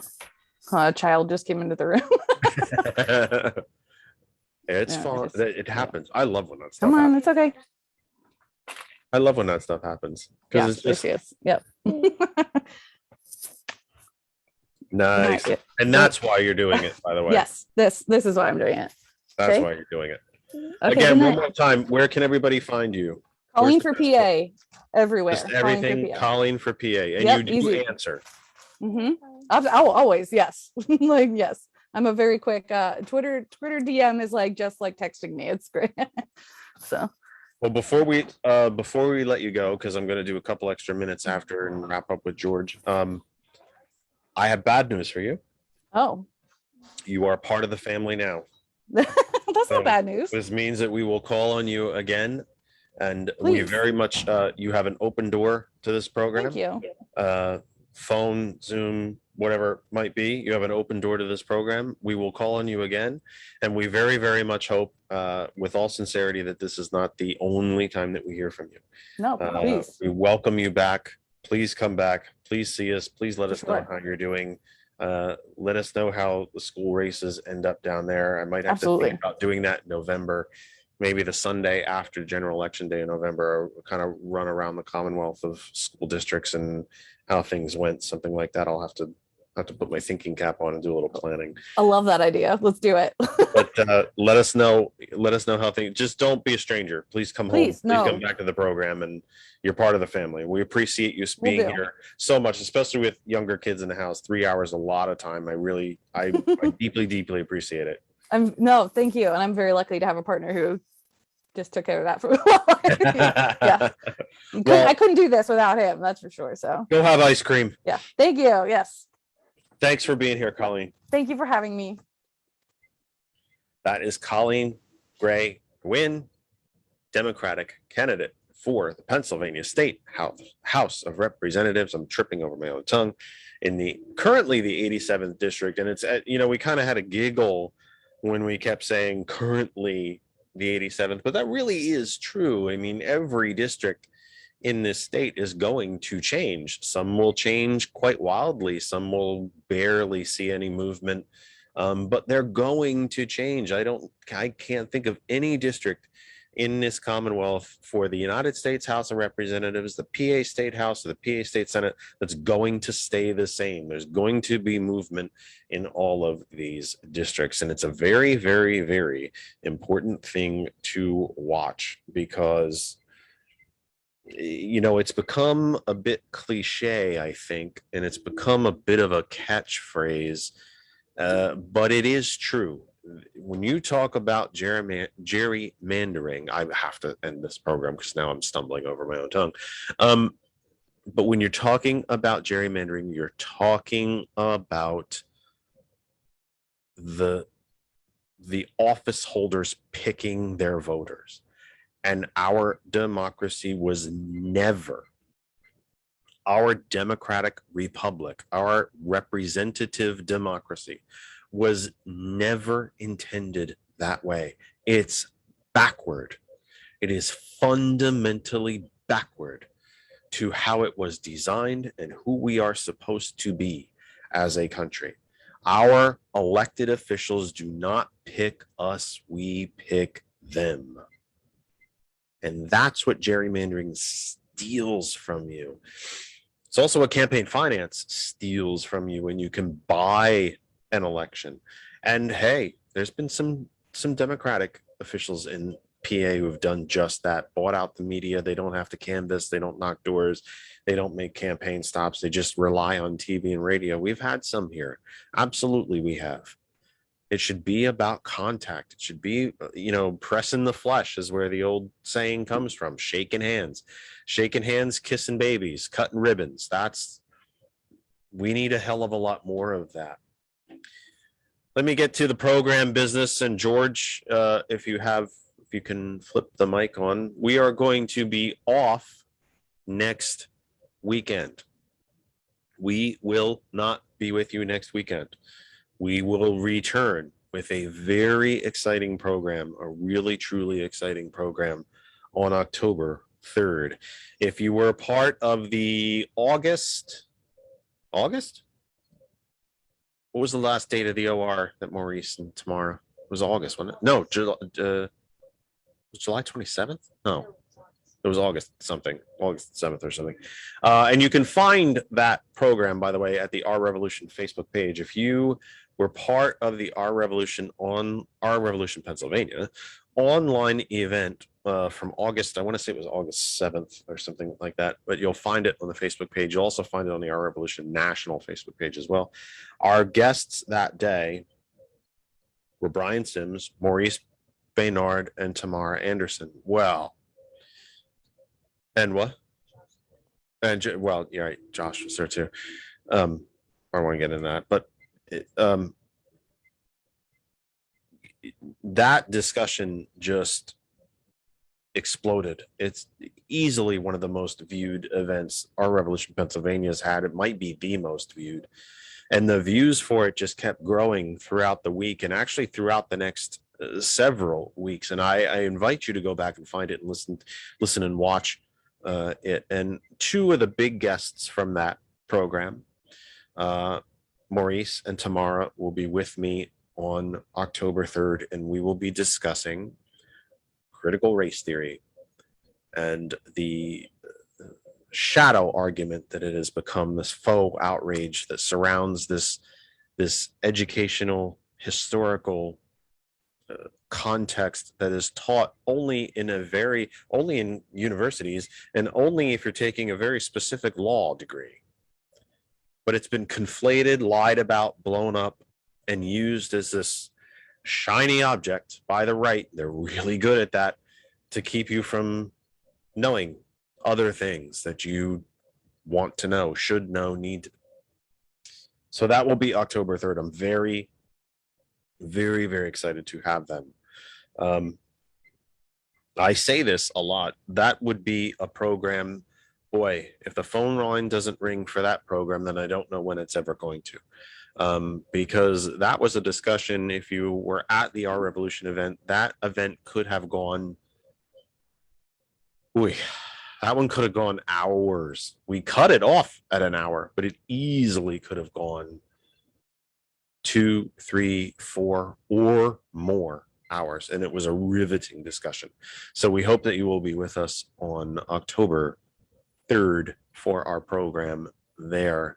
And by goodness, if you have your mail-in ballot anywhere in the Commonwealth, if you are in New Jersey and you have a mail-in ballot, if you're in Virginia and you have a mail-in ballot, or any of the other states across the union that have odd year elections, 2021, if you are having any kind of election this year, any election, from the old joke, from dog catcher all the way up, I beg you to please vote.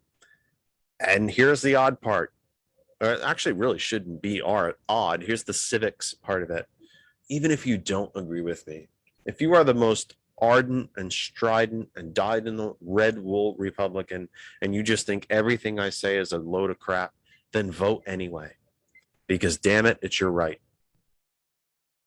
There is a right to vote in the Constitution. It's in the 14th Amendment, and it was validated and backed up by the motor voter bill. And it's never been adjudicated. No one has ever taken it from you. It's a constitutional right, so use it. It's exactly why all these state pieces of legislation to take that vote from you are so, well, they're unconstitutional. They're just flat out unconstitutional. So there's that. Also, I will be posting on the Facebook page an interview that I did with a former guest of ours, Robert Kosh. Robert was kind enough to have me on his program, his national radio program. It is on WOR in New York, 7:10 a.m., and it is available through the iHeart Radio app as a podcast, discussing something that we actually discussed with Colleen, media, and talking to each other, truth and facts in news. And it was a short conversation. I had myself very much prepared to do something very similar to what we do here each Sunday, but it ended up being about a 20-minute conversation. Maybe that's why Robert's on on one of the biggest AM stations in the country, and I'm not, because he knows when to shut up and I don't. But it was a great conversation. It is available. The show aired yesterday morning. It is available. I would assume it is available at the WOR website. It's WOR is 7:10 a.m. in New York City. One of the it's what they call a clear channel station, not Clear Channel the company, but Clear Channel in that I don't believe there are any other 7:10 a.m.s that are 50,000 watts anywhere in the country except on the opposite coast. The 710 AM of New York WOR you can get on under good weather conditions. You can get it in 38 states. One radio station out of New York City. There's probably a 710 AM somewhere in California. 770 AM in New York happens to be one of those. 660 is one of those, but they're called clear channel stations. They're the only station with that call signal on that side of the country, and they're clear, and they're 50,000 watts. They're clear channel stations. So the program aired yesterday morning, but it is, I would have to assume it's available at their website, and if it's not at the 710 website, it'll be at iHeartRadio.com as a podcast. I have the link. I shall share the link as soon as I figure out how to do it. I will share it onto Facebook so that you can get it from there. Nice to be part of Robert's program. He's doing an ongoing series on media, on how we talk to media, the sides of media, how we talk to each other, and how we can use media to actually reintegrate, re-stitch the quilt that is, the fabric of this country. And I think he's right to do so. And I look forward to speaking with him yet again. George, do you have anything that you would like to add, throw out into the ether, anything to let our folks know about before we say goodnight for 2 weeks? Not anything. I don't have anything for you. I'm very sorry. Really? Nothing. Huh? Nothing. Okay. Super exciting. Okay. George and I actually are working on a way. It's costly, so I don't know that we will actually do it, or if we do, is it the same money that's coming in from the Patreon? I don't really know. We're going to have to look at that to get the audio of the program out as an audio podcast, and yet another way for you to consume the program and get it to iTunes and quite potentially some other places as well. We are looking into that. As you probably know, not too much in this world is free, and you may have thought in your life that posting a podcast was free, because I did. I really honestly did. I thought you just kind of posted it and that was it. And it's sad to realize that I was that naive. I thought you just kind of posted stuff up there, but apparently you do have to pay. And I feel a little silly not knowing that, but we learned that tonight. George informed me of that tonight. So yeah, we have to pay for that. But we are looking, we'll have to see what kind of money is coming in from the Patreon each and every month. If that covers posting the show as a podcast on iTunes and some of the other big sites, then that is what we will do, and give you yet another way to reach the program. And it might be easier to listen back to it, as an audio only podcast. Maybe that fits into your schedule better as the week goes on. But please always remember that if you've missed any of the program, youtube.com/that other side of information, youtube.com/that other side of information, Instagram, that other side of information, my LinkedIn, Jeff Kennedy. I usually put the program over there when I need to remember to do that. I put the program over there.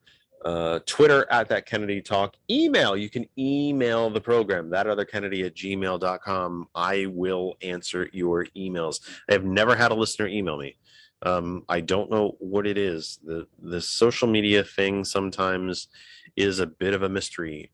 We're on just about every kind of meaningful social media that there is. We don't Reddit and we don't Twitch because they're kind of cesspools. I don't think it's the best place for this kind of content, but we're pretty much everywhere else. There's really no way that you can't get a hold of us, and yet no one does. And I find it funny because I know there's people out there that are incensed at some of the positions I've taken, but I don't hear anything. So yeah, LinkedIn, you can look for me on LinkedIn, Jeff Kennedy. Facebook, I always tell you about. YouTube, I told you about. Instagram, I told you about. Patreon and TikTok. It's pretty much that other side of information.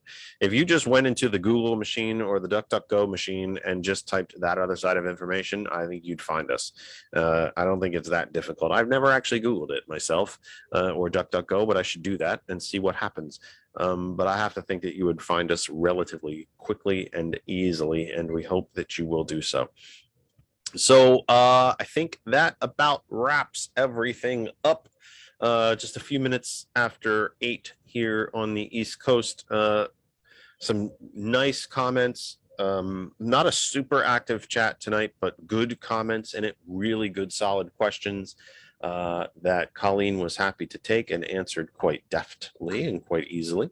No phone calls. That's a bummer. You know how I feel about phone calls. But that... I think that pretty much wraps it up for us. Again, we will be off next week. We return October 3rd with Maurice Baynard and Tamara Anderson for a discussion on critical race theory, the myths that surround it. What is it actually? Who's teaching it? Who's not teaching it? Short answer is nobody's teaching it. And I am absolutely certain that the discussion will branch out into a broader discussion of race in general. The fact that race is a political and social construct. There are no different human races. We simply have different physical characteristics. There is no different human race. There is only one. Scientifically, there's one human race. One.